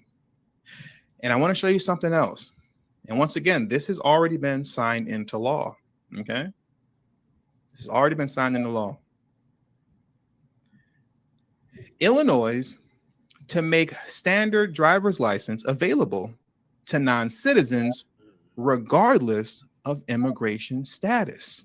All right, I'm going to repeat that again. Illinois to make standard driver's license available to non-citizens regardless of immigration status. All right, so once again, all the groundwork is laid out. Nobody is illegal anymore at this point in time, right? There is no one illegal. There's no one undocumented, because in the state of Illinois, J.B. Pritzker, who is the governor, and the Democratic Senate and the Democratic House that controls Illinois, they're all passing this stuff, okay? You can't call somebody illegal and undocumented when they have a driver's license and they have a legal work permit to work in the United States. They're going to be voting in your local elections, and they're going to be pulling you over with strong accents, okay? So let me read this really quick. Immigrants in Illinois, with or without permission from U.S. immigration authorities, will soon be able to obtain standard driver's license that can be used for identification. Governor J.B. Pritzker on Friday signed House Bill 3882, which will phase out the temporary visitor driver's license, or TVDL, which non-citizens currently use to drive legally in Illinois. The new law takes effect July 1st, 2024, so it's already in effect now. This legislation is a significant step in eliminating the barriers to opportunity that many undocumented immigrants face, Pritzker said in a statement. We're ensuring every eligible individual can obtain driver's license, making our roads safer, decreasing stigma, and creating more equitable system for all. All right. And let me scroll down here just a little bit more. I just want to read this last portion off. I can't pronounce this person's last name, but I believe it was the one that endorsed, that wrote this bill, Gina Eulis. All right. Office said the documentation will ensure that non-citizens are not added to the voters' roll as part of Illinois' automatic voter registration program. So it appears to me that how it works in Illinois, and you would think that I know how this works, granted I'm from Chicago, I mean, you know, but anyways, I believe that how it works is that as soon as you, I guess, get your driver's license or whatnot, they automatically register you to be able to vote, I'm assuming, right? Based off of what this sentence says. but they're trying to ensure the citizens of Illinois and Chicago, you can say, that this isn't the case, right? I'm not so sure that you can count on them for that. I'm pretty sure that when they get their driver's licenses, that it will probably somehow automatically register them as voters. I wouldn't be surprised, and that'll be something that you find out in some study like 5 years from now. But once again, what we're looking at is the groundwork being laid out for this stuff to come about. Now, let me hop over to here really quickly, just to show you all once again what I was speaking on concerning non-citizen voting and the groundwork being laid out for that as well, right? I referred to this article multiple times before from the Chicago Sun-Times, and the article is called Mayoral Challenger Brandon Johnson unveils plan to help migrants, refugees, and immigrants, right? And when you scroll down to here, it says among his proposals is to work with Governor J.B. Pritzker, right, who's signing all these bills into law, to work with Governor J.B. Pritzker and the Democratic-controlled Illinois General Assembly. I want to repeat that again. And the Democratic-controlled Illinois General Assembly to pass legislation to allow all parents and taxpayers to vote in school board elections regardless of citizenship status. Okay?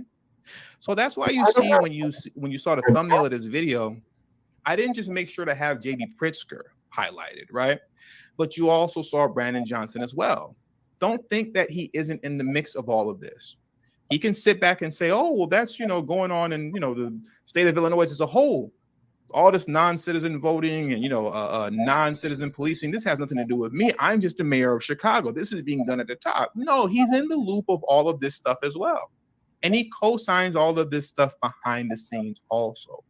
So don't ever think that he's just out of the loop and this has nothing to do with him. Oh, this is just done by the state and he doesn't know what's going on. No, he knows exactly what's going on. He knows what's going on. I think the term is plausible deniability. I think that's the word that I'm looking for. That Brandon Johnson would engage in concerning these matters. Just, I don't know. I don't know what's happening. That's J.B. Pritzker and them, right? That's the Democratic-controlled House and Senate. No, brother, it's you too. It's you too.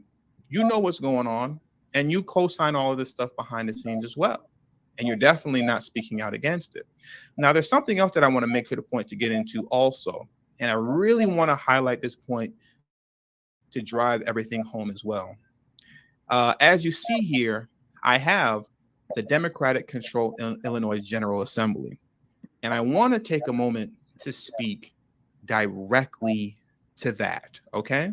But before I do so, there are 347 of you here in the live stream right now. Please, if you haven't already, hit the like button. Hit the like button. There are 347 of you in here right now. If you haven't already, share this video out on your social media platforms. And also, if you're new to the channel, please make sure you hit the subscribe button as well as the bell notification next to the subscribe button so you can be notified whenever I release a new video. And before I get into what I want to get into concerning the State House and Senate in Illinois, I just want to take a minute to acknowledge those who have contributed to today's show. Thank you very much, Law 064, for your contribution to today's stream. I appreciate it. It does not go unnoticed. Law 064 says, salute TD, my fellow Hotep hooligan. Hotep hooligans in the building and a Russian bot. Y'all know I'm not a real person, right? I'm not a real person. I'm an AI generated Russian bot powered by artificial intelligence and chat GPT. I'm not real. No one's ever seen me in person in real life, okay? My cousin is married and CPD denied him twice, but they want illegals now. That's interesting. That's interesting. They denied him twice.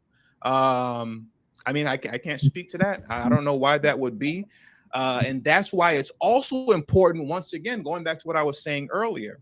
I'm not saying that you're lying, obviously. I don't know what's going on, and I take your word for it. But that's why it's also very important as well, going back to what I was saying earlier about Black Chicagoans needing to apply for the CPD in mass. You need to apply in mass now, because granted that this is true, which I believe Law 064, I believe you when you say that. I believe that is true, that they denied your cousin twice, right? They denied him twice.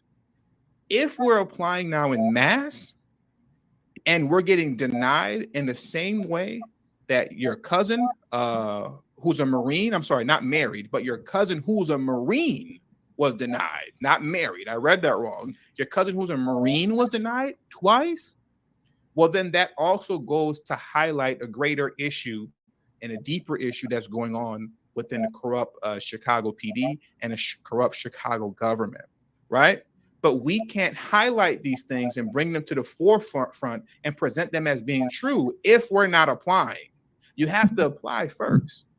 And I believe strongly that Black Chicagoans, Black men, particularly in Chicago, who care about their city as much as they say that they do and have an issue with policing the way that they say that they do, should be applying for these Chicago PD drives in droves.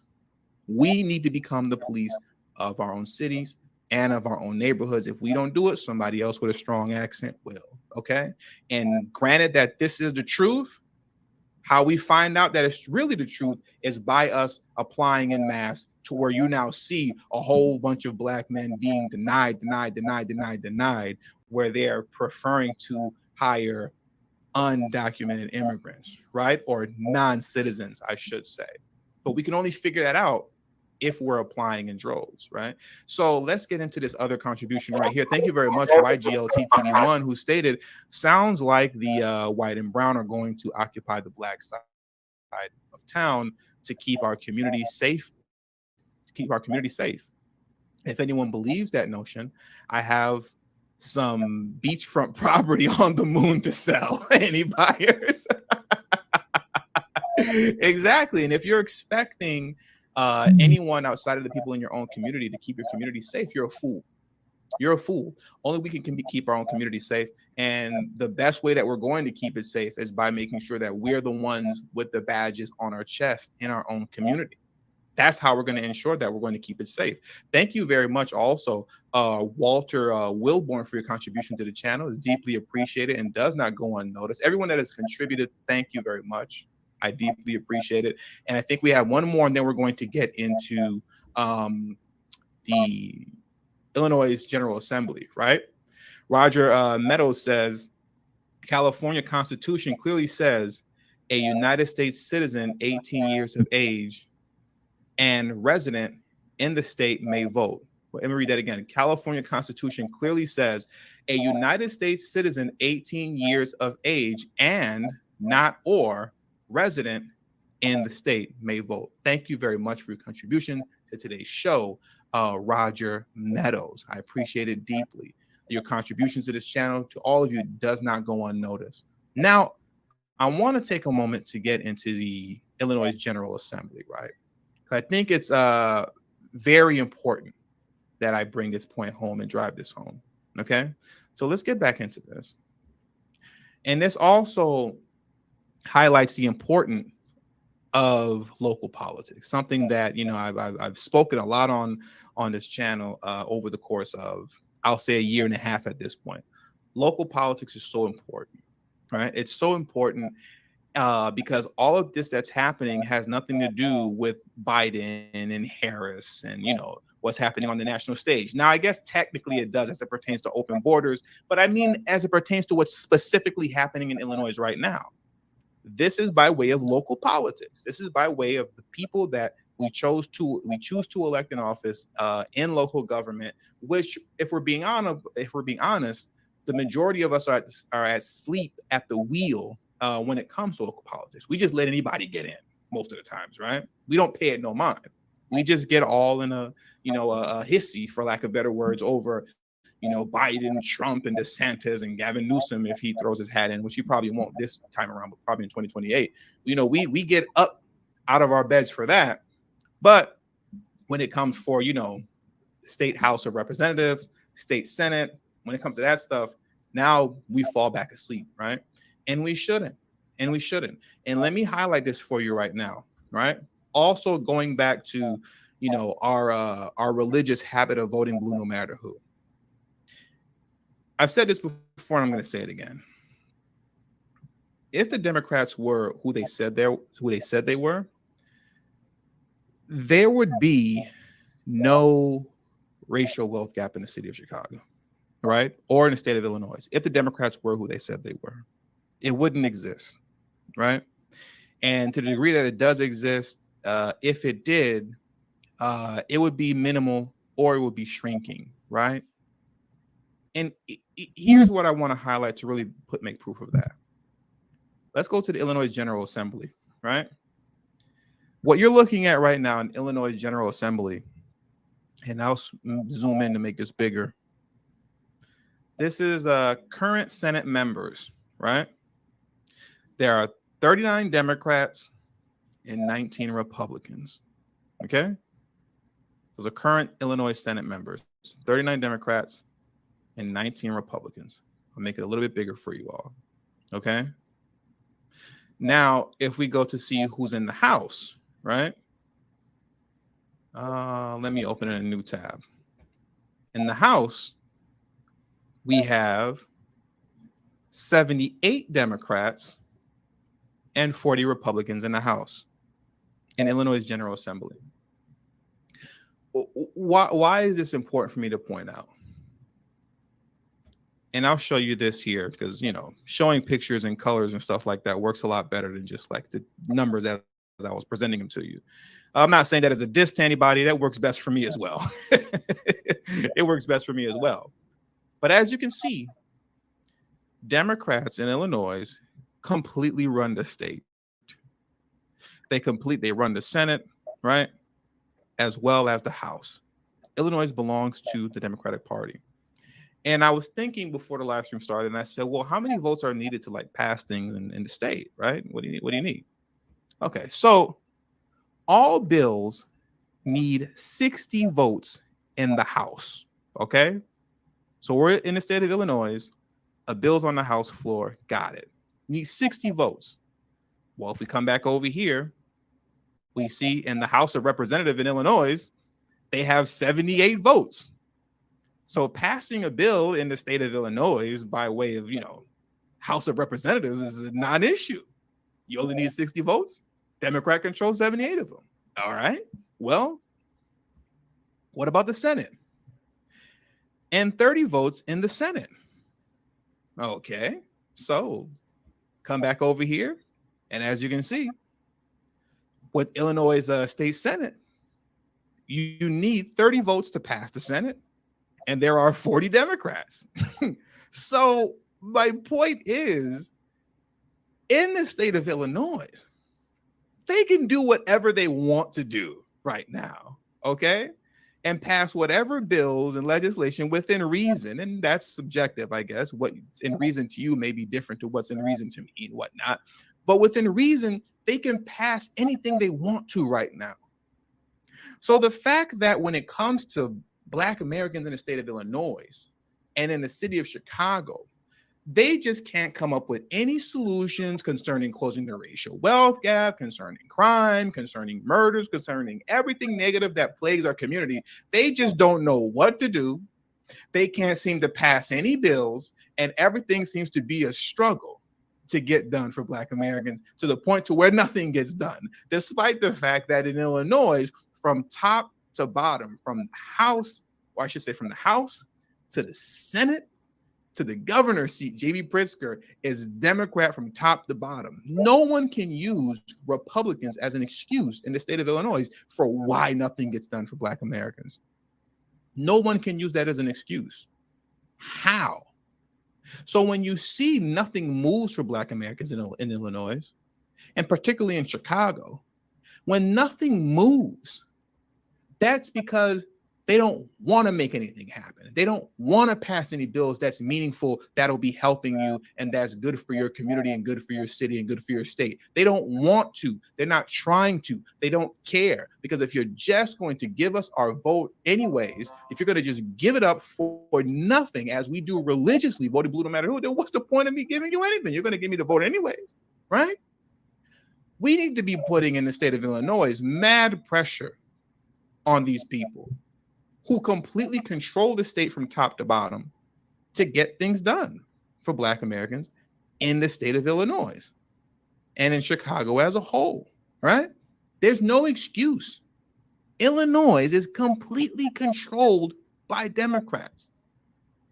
So how are you going to tell me that you guys can never get anything done? That's a lie. It's not that they can't get anything done. It's that they don't want to get anything done. They don't want to do it. And they're not going to do it if you're always going to just throw your vote away. If you're just going to vote for them regardless. Nothing's going to happen. If there isn't proper organizing practice to get anything done to put pressure on these folks, all right, well, then you get what you get.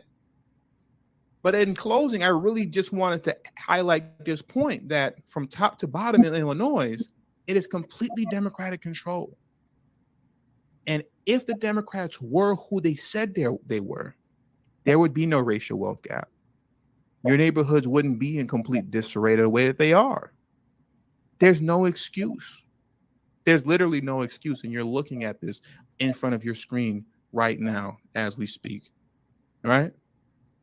So when we go to things like this, because I've heard Brandon Johnson speak on this before, right? How awful he felt and how it was so wrong that, you know, all those schools, majority Black schools, were shut down in Chicago and how it displaced so many Black Chicago children. That's all BS. The state is controlled Democratic from top to bottom. So that was done because that's what they wanted to do to you. That's what they wanted to do to Black Chicagoans in Chicago, displacing our children by shutting down our Black majority schools over there. They did that because that's what they wanted to do. And if they wanted to make it right, if that's what they wanted to do, once again, if that's what they wanted to do, then they have the numbers to do it. They're just not doing it because they don't want to. But these are the people that are supposed to be looking out for your best interest, right? Democrats are the ones that are on our side, right? Yet they won't fix what they broke. Right. They won't fix what they broke. So I want to thank you all for joining me today. That does it for today's show. I want to take a quick moment to highlight those who contributed to today's stream as well. There are 354 of you in here right now. Please hit the like button if you haven't already. Please hit the like button if you have not already. And, you know, in closing, I want to thank you all for joining me as I read off the contributions to today's show. I hope you found today's show fruitful. Make sure to share this out with your family members and friends and on social media. Also, if you're new to the channel, please subscribe to the channel. As you can see here, I got good information, and, you know, I go in. I definitely go in. I think I'm pretty good at what I do. If I may just pat myself on the back for once, I'm pretty decent at what I do. You know, so shout out to Roger Meadows, who said Illinois Constitution says every U.S. citizen. Thank you, Roger Meadows. I think that's your second contribution to today's show. Thank you very much. Let's see who else. Let's see who I see. Good brother Mo Fax is in the building. Shout out to Mo Fax. Who else do we have here? Papa Onya, Papa Onaya Shelly. Thank you very much for becoming a channel member. I appreciate that. Papa Onaya. Thank you very, very much. And YGLTB1 says we have been selected to be a permanent underclass in the POC suit line, and every time we get to the front of the line, others are placed in front of us. And when it's finally our turn, no food or jobs are available for us. I believe we can make a change to that. I don't believe that has to be the case. I personally don't believe that has to always be the case. But that depends on us if we're going to organize accordingly to make sure that these things come to an end. And if we're going to take control of our own neighborhoods and our own communities by way of, in this particular instance, joining the police force in mass. That's my recommendation. Join the police force in mass. Black Americans need to be breaking their necks to get on Chicago PD. Those positions are going to be filled. They're going to be filled. It's up to you whether or not it's going to be filled by someone with a strong accent or whether or not it's going to be filled by you. And if they're actively making it a point to not hire us, well, then if we're applying in mass, we now have the evidence supporting us and backing us that they're actively discriminating against us, right? But you can't figure that out if you're not applying in mass to occupy these roles that I believe that we should be occupying. Let's scroll down just a little bit more to see who else who's showing love to today's show. DSB, once again, thank you very much for the super sticker, brother. Thank you very much. DSB. And I believe we have one person, William, with the Cash App. Thank you very much, William. And thank you very much to everyone who contributed to today's show via financial contribution.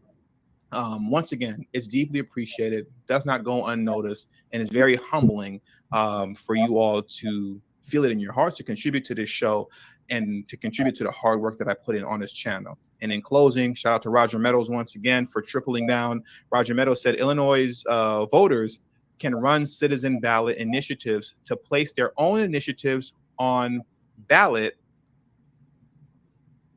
I don't know what that word I don't know what that's supposed to say. Their own amendments to, you have numbers typed in. I'm sorry, brother. I can't really read this too well. Illinois voters can run citizen ballot initiatives to place their own initiatives, we'll just say on the ballot, right? And their own amendments in the Illinois constitutions. Don't need the Dems. Gotcha. Thank you very much, brother, for your contribution. And that does it for today's stream. So I will catch you guys on the next stream. And in between streams, I will be releasing videos here and there, pre-recorded videos.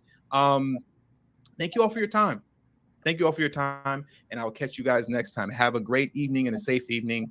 Peace. Peace, TD Hip Hop.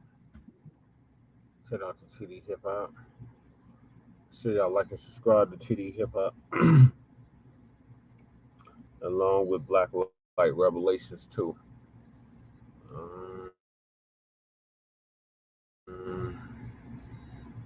No Black. I'm gonna move us along. There we go. Republikkkans. We're on to the next topic now, but so yeah, looks like Chicago, y'all have to recall Brandon Johnson. He's trying to allow illegal immigrants to be your police.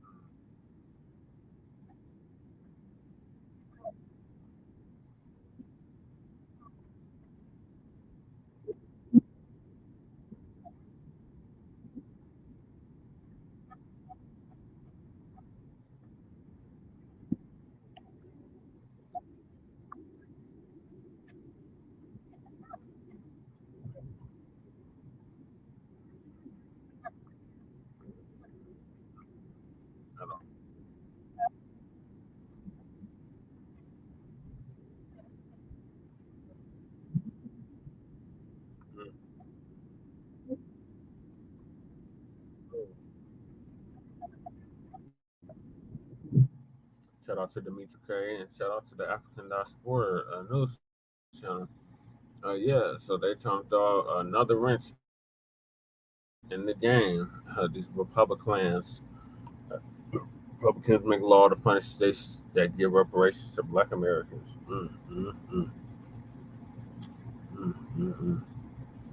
Yes, sir, we're gonna get it, Black family. And they're trying to stop it. That ain't gonna happen. We're gonna get it. And when we get it, it's gonna be much better than what they are now. The next topic is definitely pressed for time. The 37th annual Carl Black Arts Festival this weekend.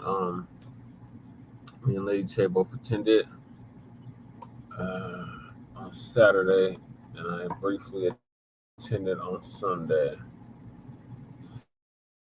So this has been going on for 37 years, and the co-founder Peter Ayers, or Peter, Peter Ayers, or Ayers, or Pierce, died in March, literally a month after my grandfather. So rest in power to him, and definitely rest in power to my grandfather. And it continues on. So I was gonna play the video of me and Lady Shay out there. Pull that up.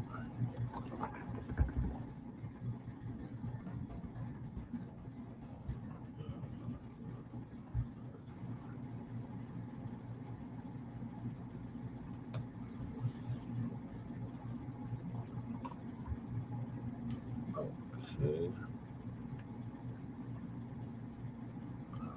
Get off the notifications now. Okay.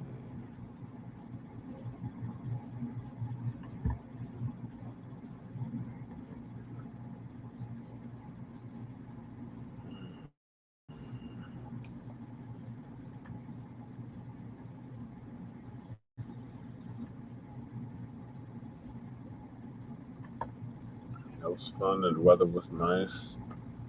Good turnout. Lots of people. So it's 100,000 people probably attended the 3-day weekend because it was Friday, Saturday, and Sunday.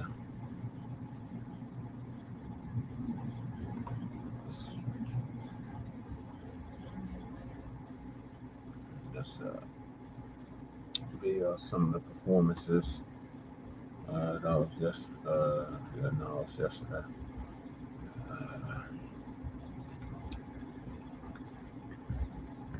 Scroll, post some stuff, but we go out of our way to stay informed here on Frontline Black News. It's the news. Bring you the news that you don't hear, and the insight that you don't get from the mainstream, or as we call it, the lamestream media. So here we go, right here. That's round 2. Round 1. That's food bank. Do that every Sunday. Here's my beautiful garden. Looking lovely. Everybody's on reparations now. About time. Season 10. Shout out to the new Black media. We are the signal boosters of the new Black media. Oh, and there's my there's my super N.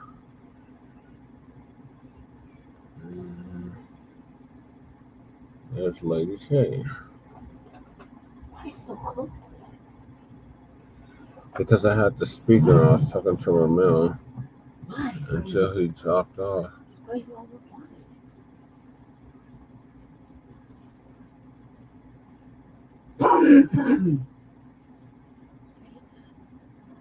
I'll think about it. So. What? I said I'll think about Why are it. you with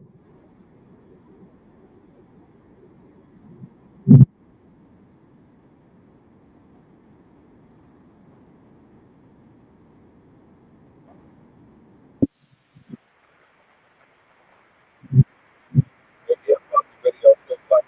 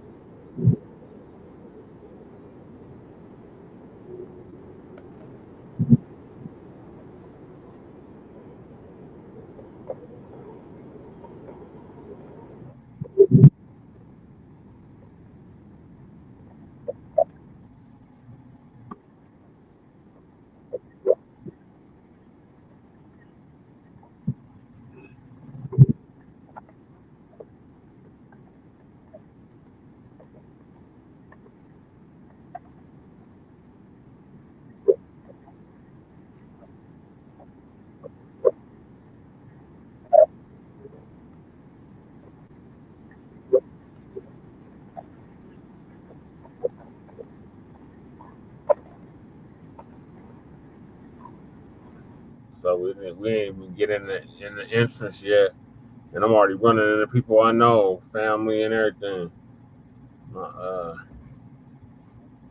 My niece, my oldest niece, she husband, soon to be husband. Yeah, they are getting married. They haven't already. We're at the festival. They were just leaving.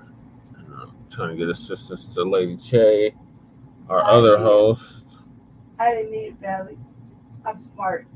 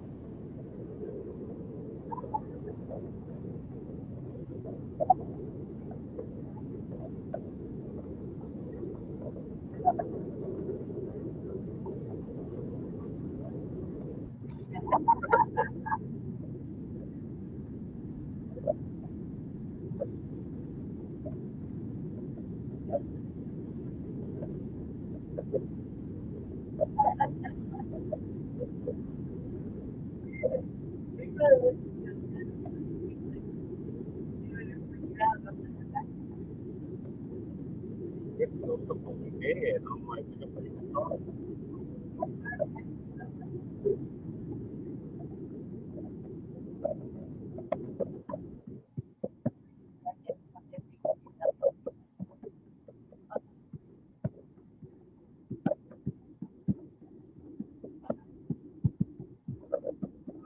security.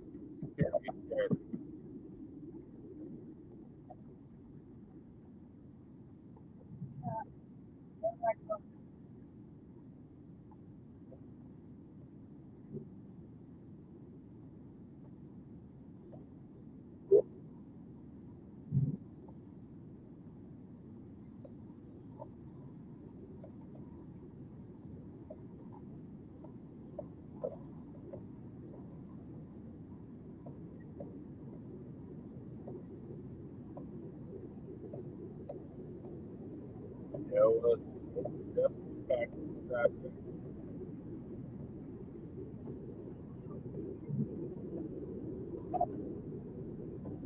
Like he said, taking her friend.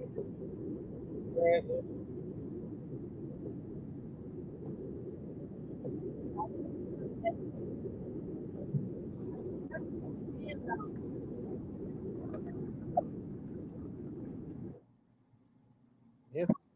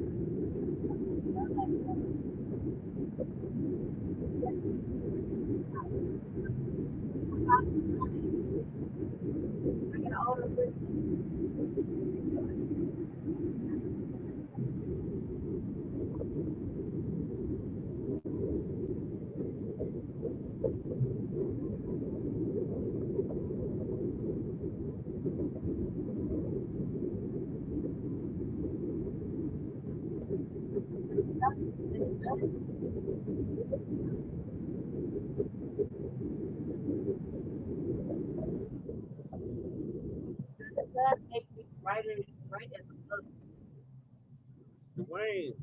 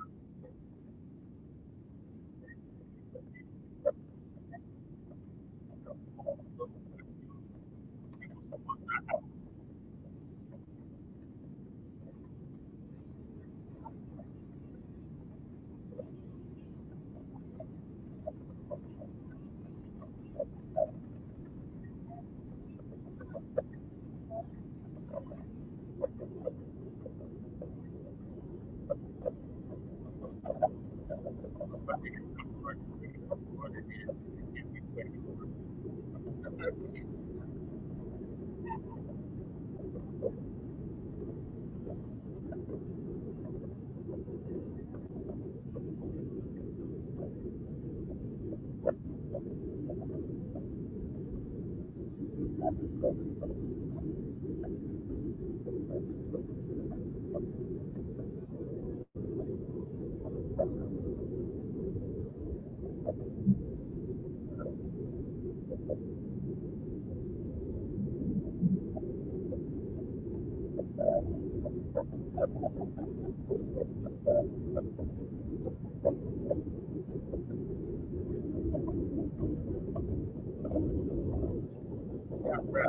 Lady K with her own RPG flag.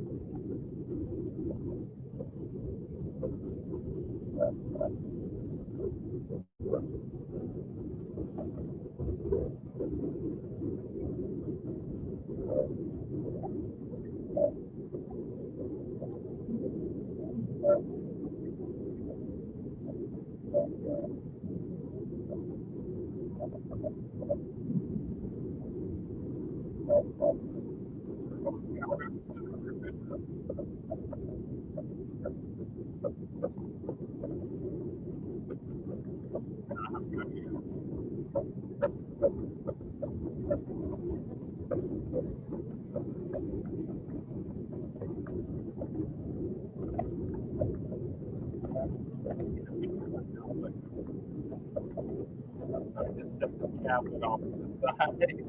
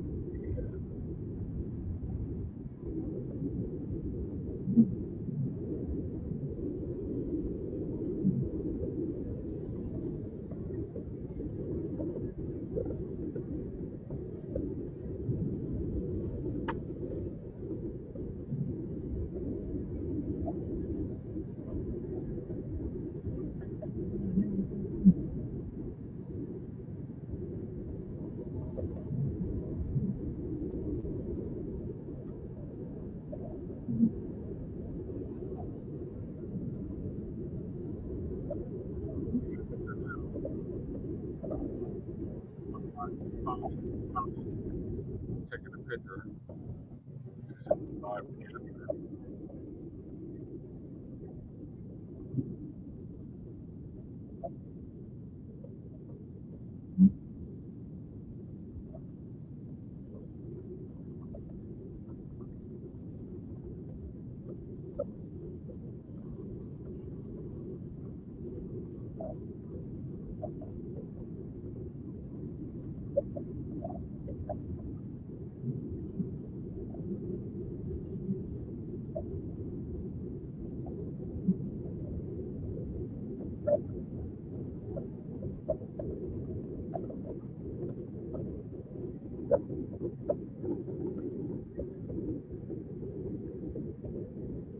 I said it was gonna go.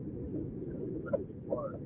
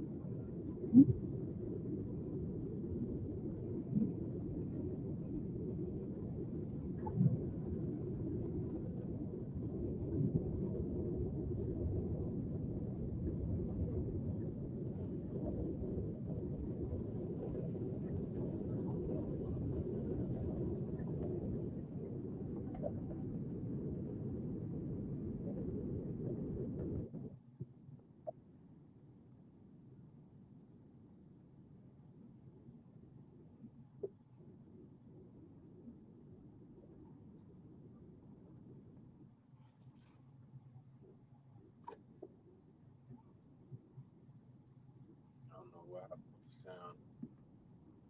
In and out.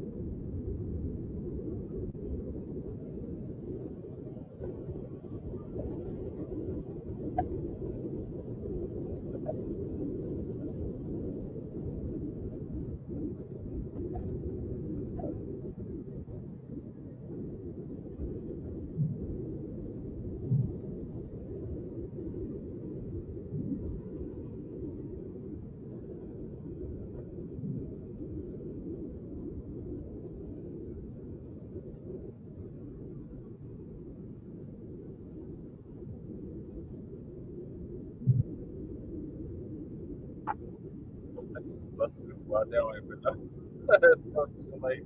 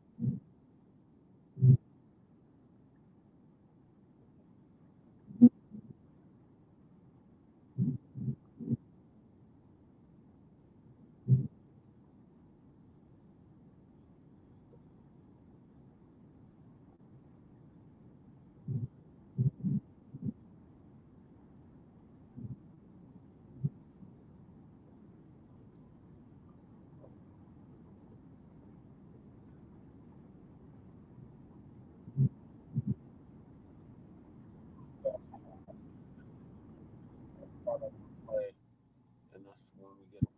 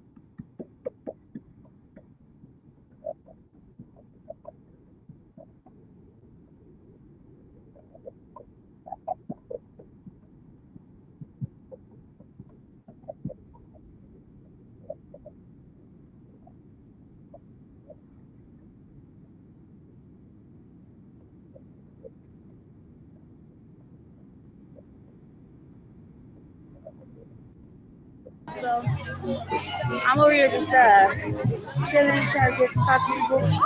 I don't think that the brother running for mayor actually liked me. That's cool. And she said, you don't want to hear him.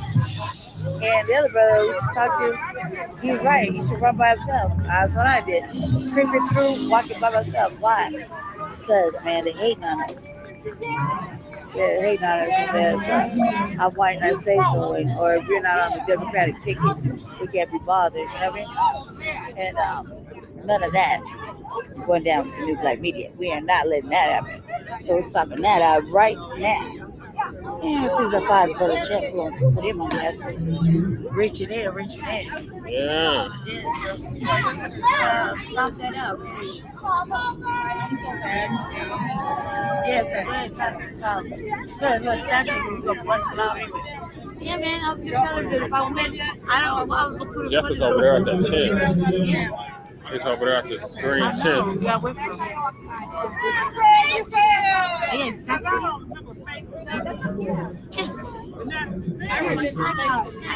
I told you to eat before we came here.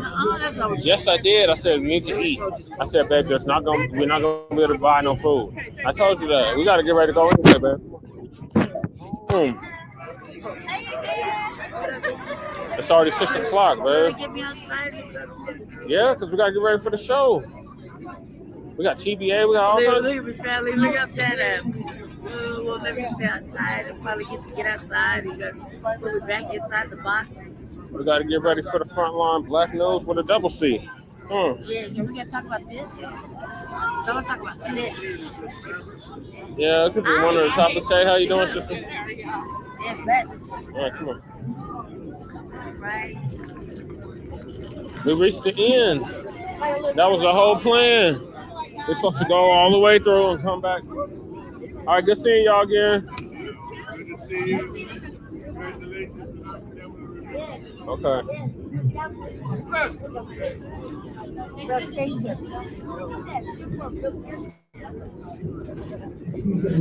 Ready? Oh boy, that's our boy that was on Jeff's show. Yo, weren't you on Jeff's show, brother? Terrell, I'm Paris for Sean on Facebook. How you doing, sir? Jesse. Did you perform already? No, we about to do it right now. Damn, they about to perform. They about to perform, but we gotta go. We gotta go back to the house, man. How? It's gonna take us like an hour to get out of here. Walking around. We driving. No, but we gotta get to the bus stop. Just we never get outside. I told you we was not gonna be here that long, babe. I told you that. I told you that before we even left. That's why I was trying to leave earlier.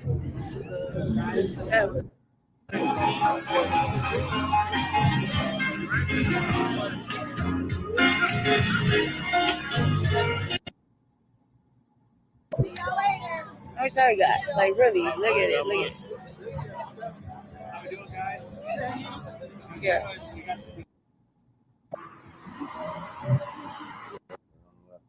really glad. I apologize, but for me, I thought I had the screen sharing the whole time. I don't think it was sharing. Yes, it was. Now it is. Oh, man. We still got 3 more topics.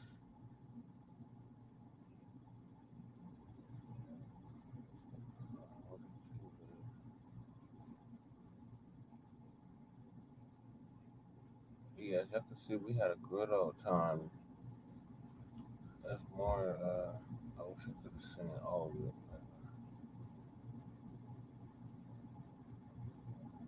I go to sleep. It's almost 2 o'clock in the morning. We will continue this again. There'll be a part 3. Let's still get through all the topics. Thank y'all for tuning in to this episode of the Frontline Black News, Season 3, Episode 14, Part 2, Redue. We'll be back sometime today, Monday, with a continuation of the Frontline Black News, Season 3, Episode 14, Part 3 it will be. So make sure to stay tuned for that. In the meantime, make sure you like and subscribe to all of our platforms, Frontline Black News with the double C, and the Revolutionary Agenda on YouTube and Facebook, and Shabaka EXP on Twitter.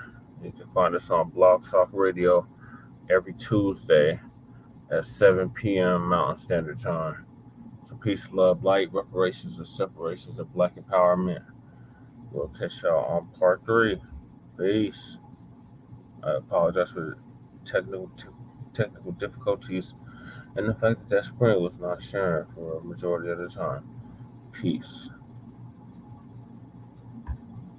Oh yeah, and shout out to all our viewers. Let's be one.